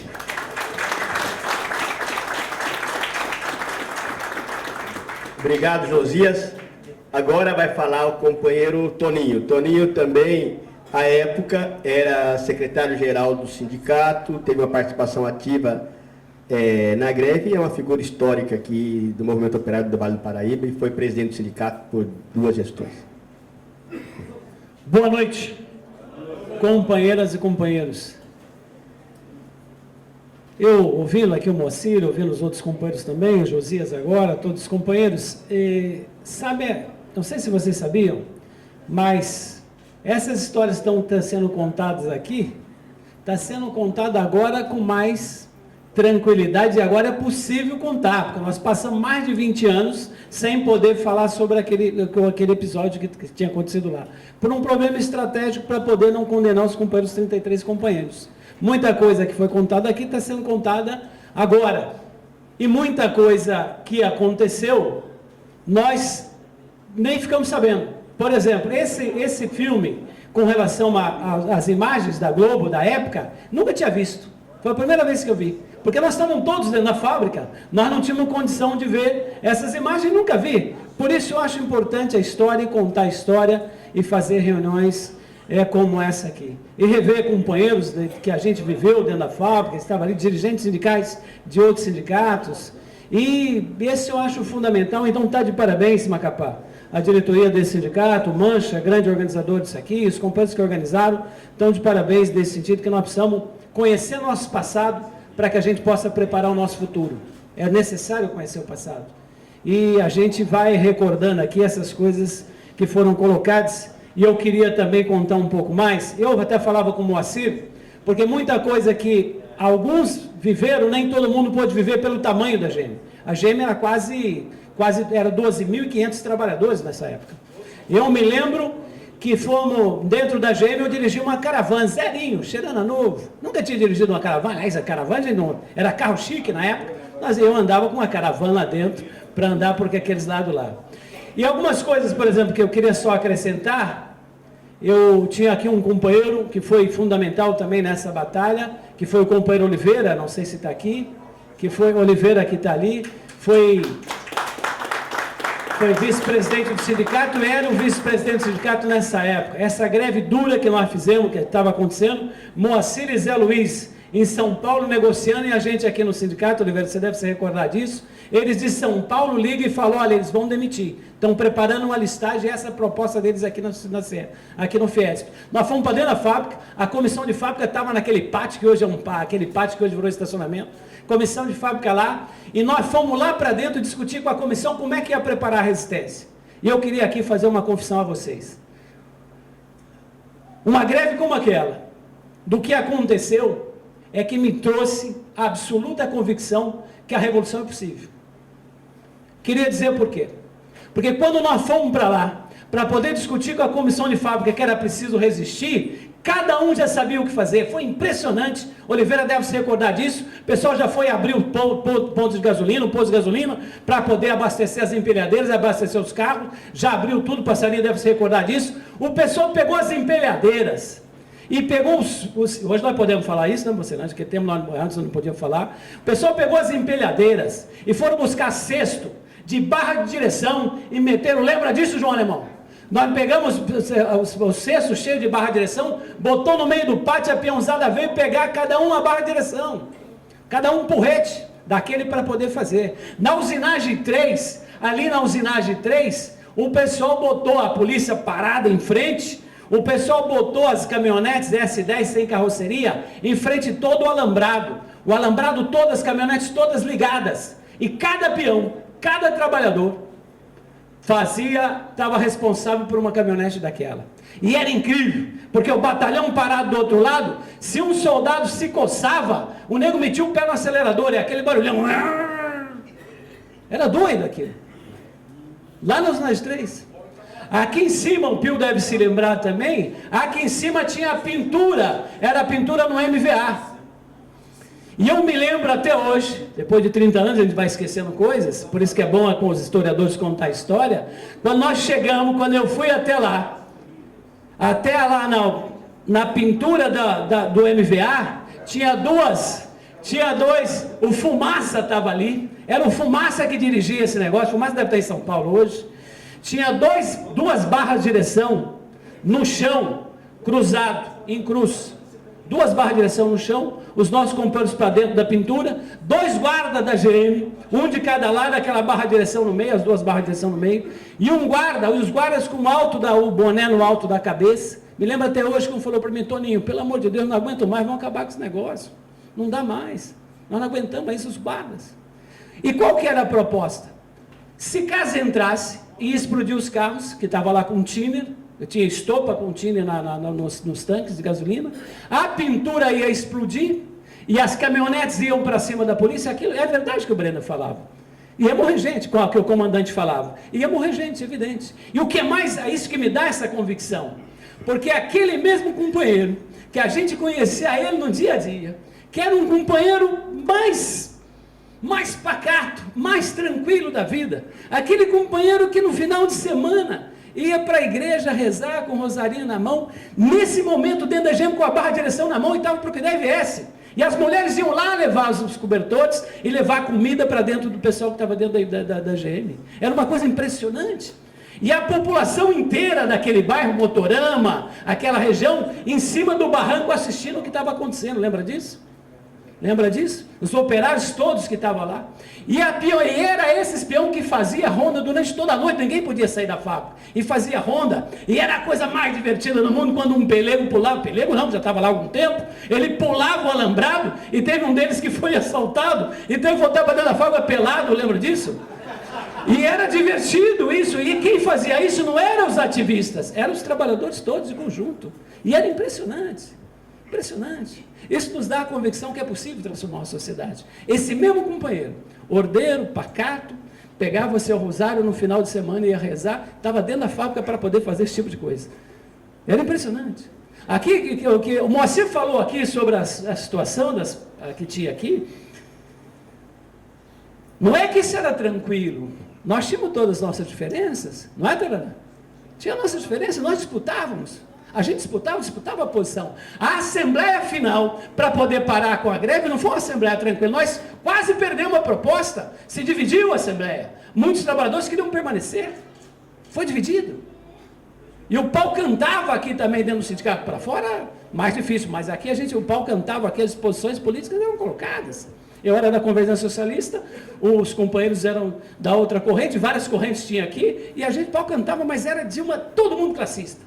E mais, com muita franqueza entre nós, muita franqueza, muita honestidade entre nós. Até hoje, muita democracia. Até hoje nós temos esse respeito entre nós por causa disso. Agora, evidentemente, a situação é outra, a conjuntura é outra, a vida mudou. Nós sabemos disso. Queria dizer para vocês, a comissão de fábrica, como o Moacir falou aqui. Sabe como é que foi eleita essa comissão de fábrica? Primeiro tirava os caboclos aqui nesse salão. E tinha reunião, tinha assembleia aqui, os companheiros devem se lembrar disso, que começava às 3h30 da manhã. A peãozada vinha e lotava esse salão.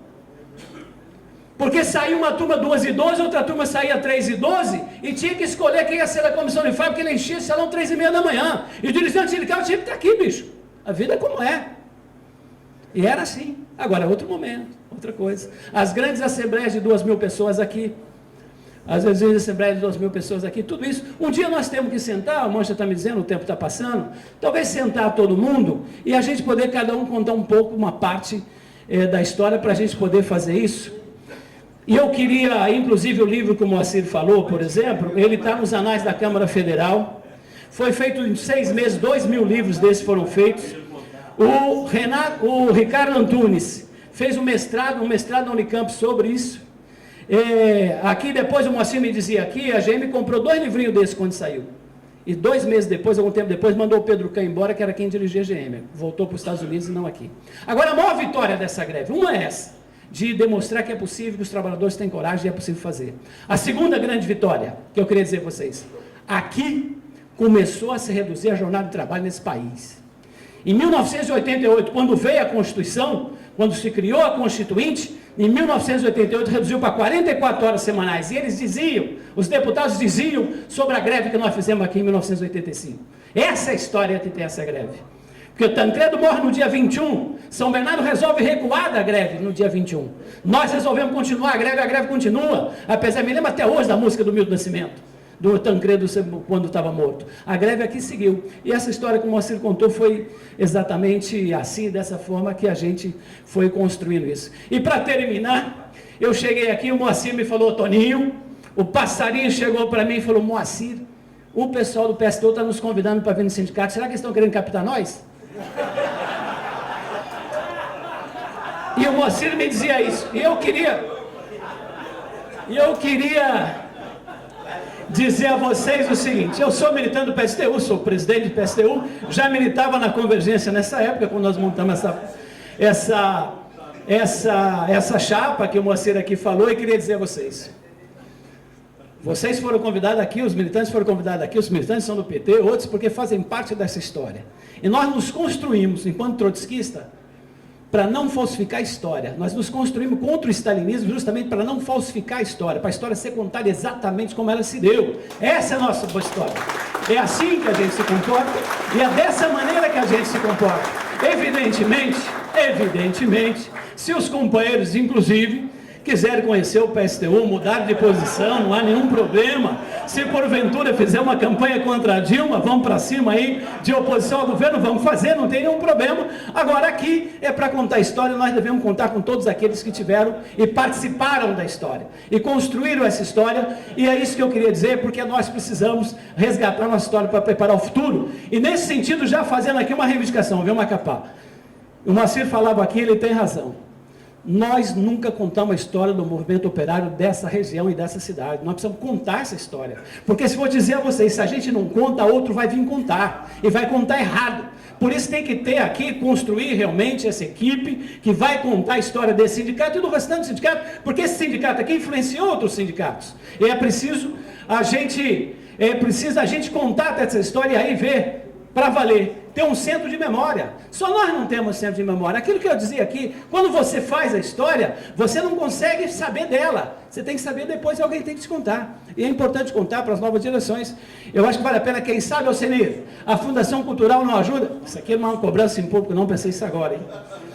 Quem sabe, Alcenir é presidente da Fundação Cultural aqui, quem sabe a Fundação pode ajudar nisso. E quem sabe ficar para a cidade, não é uma coisa do Sindicato dos Metalúrgicos, não é uma coisa nossa, é uma coisa da cidade, de todo mundo, para que fique por aí. Tem alguém da Unifesp aqui? Da Univap? Essa relação nós temos que fazer também, é verdade. Ah, se nós fizermos, não, se for contar toda a história, eu sei que o Mancha está me enchendo o saco aqui, nós temos que entregar e tem que passar aqui, senão, gente. Mas eu não sei se os companheiros mais antigos devem se lembrar, nós trazíamos todos os homens da GM para a porta do sindicato, e a gente ia fechando rua por rua. Lembra disso aí, companheiros? O pessoal que fazia isso, a gente metia galho, metia os carros, ia passando e trazia os ônibus até aqui, descarregava todo mundo aqui. Era outra conjuntura, outro momento. Agora, para terminar mesmo de verdade, nós temos que juntar todo mundo, os companheiros da CUT, da CSP com lutas, da Intersindical, todo mundo, e parar efetivamente no dia 29, fazer um grande ato no dia 29, fazer uma grande luta no dia 29, barrar as MPs e barrar esse projeto de terceirização. Essa é parte da nossa história, e a história tem que seguir com aqueles novos que estão chegando aí. Muito obrigado. Muito bem, desculpa aí, eu tenho que fazer esse papel chato, mas o nosso tempo realmente está muito escasso. O Passarinho pediu 1 minuto, ele vai falar 1 minuto, depois nós vamos para os finalmente. Bom, é só para ser fiel à própria história, né? Com todos os dirigentes, com importância real, em 85 e prosseguir e continua com essa mesma importância, eu trago uma marca na minha vida, porque eu fui a pessoa que na Assembleia da GM defendeu a desocupação. Tem companheiros, tipo o Iena, alguns companheiros, que me falam que foi errado o meu posicionamento.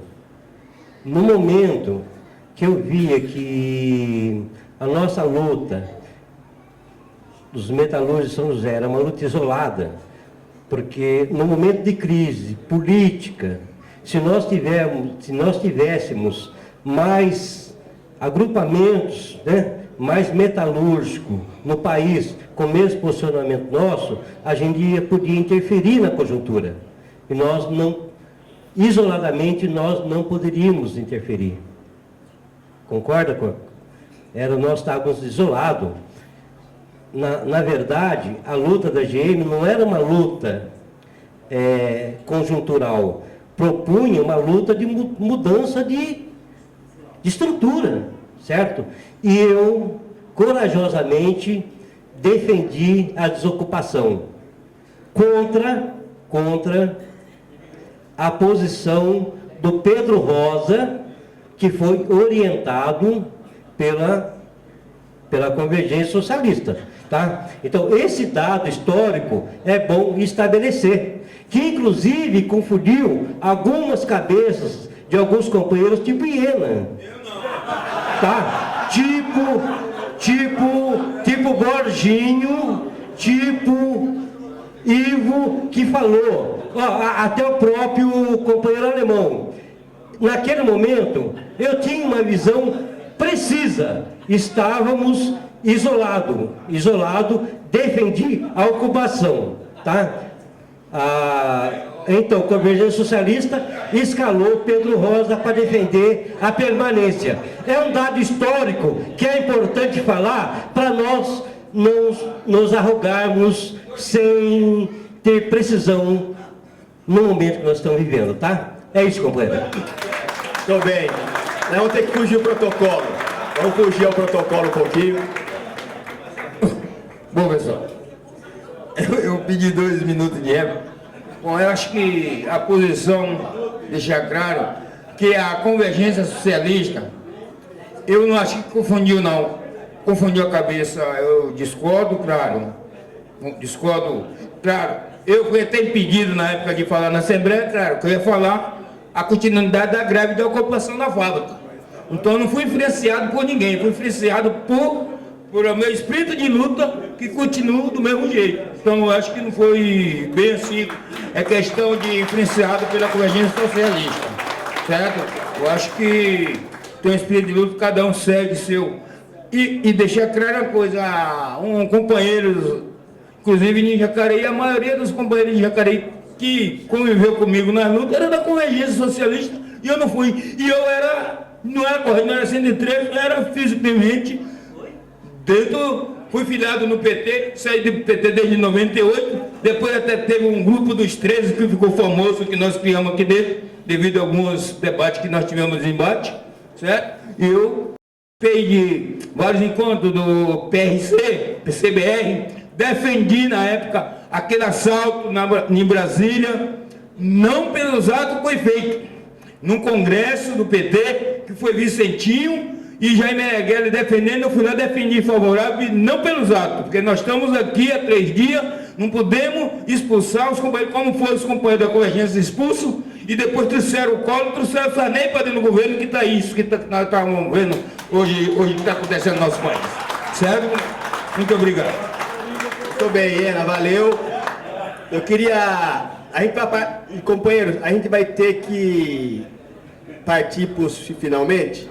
Infelizmente não vai ter como a gente debater, porque senão ficaria muito tempo. Aliás, isso aqui mereceria vários e vários seminários. Então, porque também nós queremos reservar um tempo para as pessoas terem aqui um coquetelzinho, as pessoas conversarem, tá? Vamos tirar uma foto, tá ok? Então, você quer falar um pouquinho? Então nós vamos passar mais uma vez quebrando o protocolo.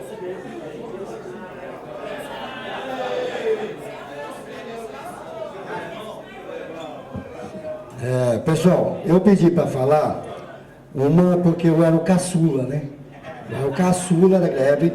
Na época eu era menor de idade, entendeu? Tanto que eu fui absolvido no processo. Quem leu todo o processo, eu fui absolvido. Hoje eu estou velhinho, estou com 50, né? Na época eu era menor de 21 anos. E a outra que eu fiquei sabendo disso aqui, pelo Face aqui do Mancha, entendeu?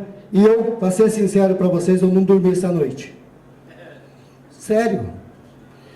Não dormi, cara. Não dormi porque isso que nós estamos fazendo aqui é você contar a história do movimento sindical, não do Vale do Paraíba, sim do Brasil. Porque todo mundo sabe o que ocorreu. E cada companheiro que está aqui, tá? Porque, eu não sei se eu cheguei um pouquinho depois, se foi feita a referência, quando coloca ali a questão das demissões, tá? Primeiro foi demitido mais de 400 companheiros por justa causa. E depois foi se fazendo pente fino para poder ficar 42 companheiros por justa causa e 33 que recebeu a questão do processo. Tá? Então é importante a gente colocar essas questões. E a outra, o Toninho contando a questão da história ali, não podia lembrar do Rambo, né, Iana? Questão do restaurante, nós ocupamos o restaurante e todos os cozinheiros da GM cozinhando o almoço, a janta, o café da manhã e nós lá dentro. Né? Então, eu não poderia deixar de vir aqui e colocar essa questão. Muito obrigado para vocês. Obrigado por ter quebrado o protocolo. Obrigado, Alemão, foi grande contribuição. Eu queria, antes de passar para o nosso companheiro, o presidente do sindicato Macapá, agradecer a presença de todos, agradecer, anunciar os dirigentes do sindicato, o Renatinho, o Irá, o Alemão, o Giovanni, o Alex, o Gesso, o Roberto, o Binho, o Dico, que eu vi por aí, se eu não vi alguém, me desculpa. Também tem duas pessoas para nós importantes que estão aqui, que é o Alemão, também não estava aqui, não sei se foi embora, Alemão e o Tiago, e o Tiaguinho. Eles são os dois membros que são delegados sindicais na empresa hoje. E nós só conquistamos o delegado sindical lá depois de 28 anos, por causa da demissão da comissão de fábrica. Nunca mais a GM aceitou a comissão de fábrica, não aceita. E o primeiro passo, depois de 28 anos, foi ter dois delegados sindicais, que estiveram aqui presentes. E a presença dos vários, do Neto, advogado do sindicato, da Fabiana, a Renata, do Diese, de vários companheiros e companheiras que estão presentes de outros sindicatos, da Ana Paula, da Intersindical, o Turquinho, o Adão, ex-presidente do sindicato dos condutores, dos motoristas, Joaquim, da CSP Colutas, o Dias também esteve aqui, a Alessandra, do Sindicato de Saúde, e os dirigentes sindicais todos, os cipeiros, o pessoal está vendo o pessoal da Sherry também, cipeiro que fez uma grande greve aí de 30 dias, o Maurílio Gajão também que esteve aí. Eu vou passar agora a palavra para o Macapá. E também já deixando um recado para o Macapá e para o Rodrigo. Acho que essa atividade mereceria um livro, uma revista, algo com os depoimentos. Depois o pessoal vai continuar pegando os depoimentos das pessoas aí, tá? O Juca, Joaquim, eu falei, o Joaquim da CSP Colutas. O Renatão também da CSP Colutas, o Vivaldo. Bom, primeiro, boa noite a todos os companheiros e companheiras. Primeiro eu queria dizer que essa atividade que nós estamos fazendo aqui hoje, ela é um dever, e ela é uma obrigação, e é um reconhecimento daquilo que vocês fizeram, vocês que estão aqui também, né? Tem um monte de gente que está aí, então eu não vou chamar o nome porque eu não conheço, eu tinha 4 anos de idade, não tenho nada a ver com isso. E a gente não poderia deixar uma data tão importante como essa, sem fazer um ato simbólico aqui no sindicato, e prestar essa homenagem a vocês, que são, sem dúvida alguma, grandes lideranças, corajosas, e que o papel na história da região, e certamente no país, está escrito o nome de cada um de vocês. Então, em nome da diretoria atual do sindicato, primeiro eu queria dizer isso. E digo também que pesa sobre o meu ombro, e o ombro dos companheiros que estão aqui presentes, e de 21 novos diretores que assumiram o sindicato agora no dia 23, que vão assumir o sindicato legalmente a partir do dia 23, o desafio e a responsabilidade é de manter o que vocês fizeram. Eu sempre digo, esse sindicato tem uma história. A nossa categoria metalúrgica tem história. Nós fazemos a história acontecer. Nós somos muito importantes. Porque esse é um dos maiores problemas que nós trabalhadores temos. Não perceber a dimensão da força que nós temos e da capacidade em luta organizada de forma coletiva. Nós fazemos as coisas que são, às vezes, pensadas, impossível acontecerem. Então, eu queria dizer isso, e hoje nós marcamos uma assembleia na General Motors, porque eu acho que esse dia mereceria ser discutido com todos os companheiros da fábrica, porque tem a parte da educação, e eu comecei dizendo na fábrica, hoje na assembleia, que nós estamos falando de uma greve que já atravessou 30 anos, e que vai atravessar, se depender de nós, os próximos 30, Toninho. Então, eu queria aqui assumir a responsabilidade da gente transformar isso em vídeo, transformar isso em livro e dedicar parte do recurso do sindicato para garantir isso aqui. Gostei da ideia do museu também. Adorei. Inclusive, se for o caso de fazer parceria, eu tenho que discutir depois como é que a gente pode viabilizar isso daí. Porque nós temos uma história a ser contada e tem que ser contada por nós. Por último, eu penso que o desafio que a gente tem, que a nossa geração tem, é muito grande. Manter primeiro esse sindicato combativo. Segundo, esse sindicato independente do patrão. Esse sindicato independente de governo. Esse sindicato que tem uma estratégia socialista, que tem uma estratégia internacionalista. E esse é, sem dúvida alguma, a grande responsabilidade que nós temos. Em 2012, eu assumi a direção do sindicato como presidente, e eu estava numa puta crise, porque a General Motors estava vindo com tudo. O pessoal que é mais novo da GM sabe que talvez quem mais apanhou lá depois de vocês aí, presidente do sindicato, foi, só peguei pancada. Eu disse até que eu estou pronto já para esse ano negociar a PLR, porque só foi pancada, então uma mais, uma menos, a gente já está carimbado aí. E eu me lembro de uma coisa que eu nunca vou esquecer, que foi dito pelo meu companheiro Toninho. Na sala do PSTU, eu estava quase chorando, e ele falou assim para mim, companheiro, você achava que a vida ia ser fácil? Você achava que ser presidente do sindicato ia ser fácil? Rejeitão dele mineiro, né, que ele fala. E ele falou assim, Macapá, você tem que ter muito orgulho do que você é hoje. E cada diretor e diretora do nosso sindicato, eu digo aqui, nós temos que ter muito orgulho do papel que nós cumprimos hoje. E do que nós carregamos como história e da história que nós estamos construindo. E construir a história significa a primeira responsabilidade nossa na sexta-feira, que vem parar tudo, o que der para parar.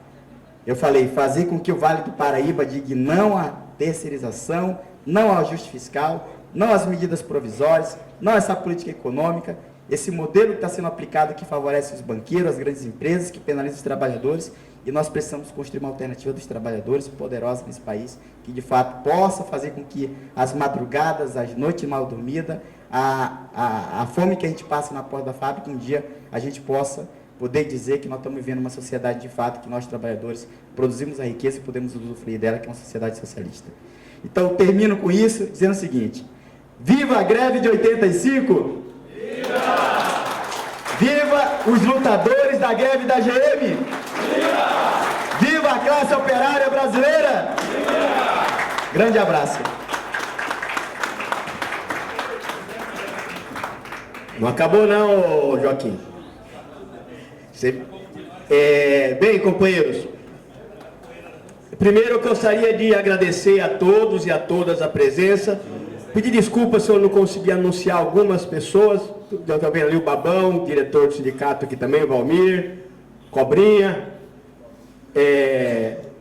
o nosso monumento, que está na greve dos professores agora, e também a memória viva do movimento operário aqui na região do Vale do Paraíba, companheiro Gradella que está ali, Alcenida, já falaram aqui da Fundação Cultural, e enfim, a todos vocês. Agora, também estou vendo o Marcílio, do Sindicato dos Correios. Depois nós vamos tirar uma foto aqui, do pessoal de 85, também de todos aqueles que estavam em 85 e não entraram, não saíram e tal, fazer uma foto aqui da atividade. Eu queria terminar dizendo que essa atividade foi muito importante. Eu acho que nós vivemos aqui um momento de contar essa história, que foi uma história viva de um movimento que fez parte da história do país, do combate ao regime militar. Se não tivesse a greve da General Motors, assim como as greves do ABC, com certeza não haveria o fim do regime militar. E nós temos trabalhado nos últimos períodos para retomar essa memória, a memória da luta da classe operária para pôr fim ao regime, para pôr fim a essa história das desigualdades. Então, essa é uma parte da história. Agora, também eu só queria agregar que na General Motors, depois de 85, como disse aqui o Josias, com as demissões das 400 pessoas, houve um terror muito forte sobre a cabeça dos trabalhadores. E como disse o Josias foi um herói. Era Josias, Jandiro e Galdino. Foram 3 diretores do sindicato que foram eleitos na eleição de 87. É isso, Josias, ou não? 84, não, 84, 87. Não, 87. Depois a outra foi... 87, estavam esses 3 diretores do sindicato. Um trabalhava na fundição, um no MVA e o Josias no caminhão. E o papo em toda a fábrica é que o sindicato jamais se levantaria dentro da empresa. Porque, como foi dito aqui pelo Moacir, eles queriam dar uma lição. E a lição foi não deixar aqueles que foram demitidos trabalhar, incriminar os 33 e fazer um puto inquérito policial. E dentro da fábrica não ter mais movimento sindical. Em alguns locais, eles conseguiram. A turma fala da Fiat, mas a Fiat, lá em Betim, que hoje, sei lá, independente da corrente que está na direção, tem 50 ou 100 sócios, já foi um antro. Ali houve greves e greves potentes em 78, 80. Mas eles conseguiram liquidar lá de tal maneira que passou décadas e décadas e nunca, não tem nada na Fiat. Não tem nada nunca lá. E eles queriam fazer da GM aqui uma Fiat. E esse era o objetivo. E isso eles espalhavam isso, como disse o Josias, a todo canto. E o que acontece? Em 89, tá? Ou 88, existe a primeira eleição da CIPA, que é uma outra história, que nós vamos ter que contar em outro momento. Onde daí elege o Pio que está ali, Tavares, Chão de Areia, Paulinho, eu e o Celso. Foram 5 ou 6 cipeiros, naquele momento apoiados pelo sindicato. Eu não, entrei por fora.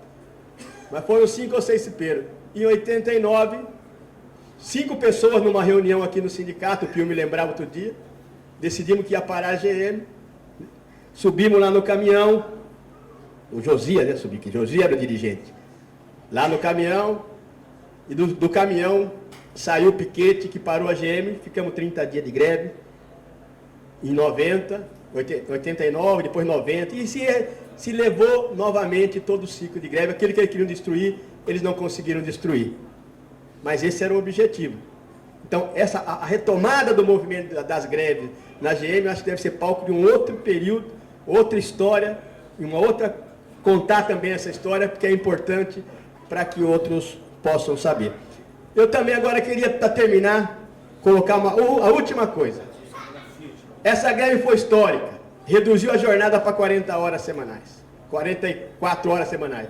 Depois nós conseguimos reduzir a jornada para 40 horas semanais. Esse sindicato, quiçá talvez seja um dos sindicatos mais combativos do país, um dos sindicatos mais classistas do país, que luta encarnicidamente pelos direitos dos trabalhadores, que resistiu a banco de hora, resistiu à flexibilização, resistiu a muita coisa que está acontecendo, que aconteceu em vários locais no outro país. Empunhou uma bandeira classista, enquanto muitos outros falavam em conciliação de classe, em juntar com os empresários, em participar da reestruturação produtiva e tal. Nós lutamos muito. Agora, a situação dos trabalhadores não alterou qualitativamente. Porque esse sistema capitalista não permite que a gente tenha qualquer tipo de conquista que seja conquista duradoura. Então, olha só, na General Motors, um operário deve estar ganhando, um montador, como ganhava o Iena, era montador, Iena? O passarinho era mecânico, né? Mas o montador está ganhando 4.300. Tirando o desconto de aumento real, essas coisas, era o que ganhava na época. E que foi crescendo, então, 4.300. Com todo esse período de greves, essa luta toda que nós estamos fazendo, nós tivemos que fazer uma greve na Cherry, heróica, 30 dias que estão os companheiros lá, para poder chegar em 1.850.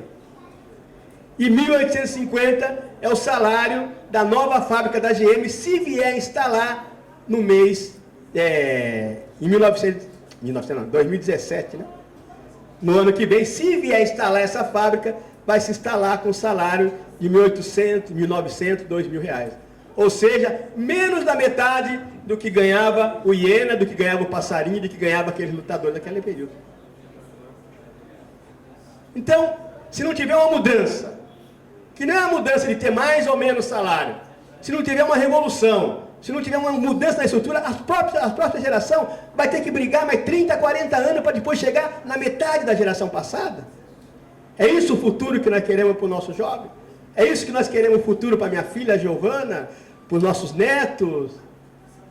Eu tenho aqui talvez eu consegui passar aqui nesse sindicato, eu saí dessa próxima gestão, agora estou na CSP com luta, mas eu e o Índio, né? Falo para ele, né? Eu e o Índio foi quem mais ficou nesse sindicato, nós estamos com 25 anos. E foi mais do que o Zezinho Pelego, ficou 23. Certo? Foi mais do que ele. E fizemos muita greve para deixar para frente as fábricas que podem vir para ganhar metade do salário. Então, o grande pensamento também que fique para nós é que se não houver uma mudança, se não houver uma revolução, se a classe operária não tomar o poder, como a nossa geração passada ainda não conseguiu, por mais que a gente lute, nós vamos lutar, os capitalistas vão dar um pouquinho mais aqui, um pouquinho mais ali, mas vão continuar explorando e vão continuar explorando cada vez mais e aumentando cada vez mais a mais-valia, o lucro e a exploração. E isso é a lição que nós temos que tomar de décadas e décadas de luta também. Confiar na classe operária, confiar na nossa organização, confiar nos trabalhadores, que é capaz de fazer uma greve como foi feita de 85, mas mais do que isso é preciso ter uma direção capaz de tomar o poder nesse país e fazer uma revolução socialista, e eu acho que essa é a tarefa que está colocada para as futuras gerações. Então, viva a greve de 85, viva a greve dos trabalhadores, pessoal de 85, vem para frente para a gente tirar uma foto agora. E agora também, como ninguém é de ferro, vamos conversar um pouco, tomar um pouquinho de cerveja.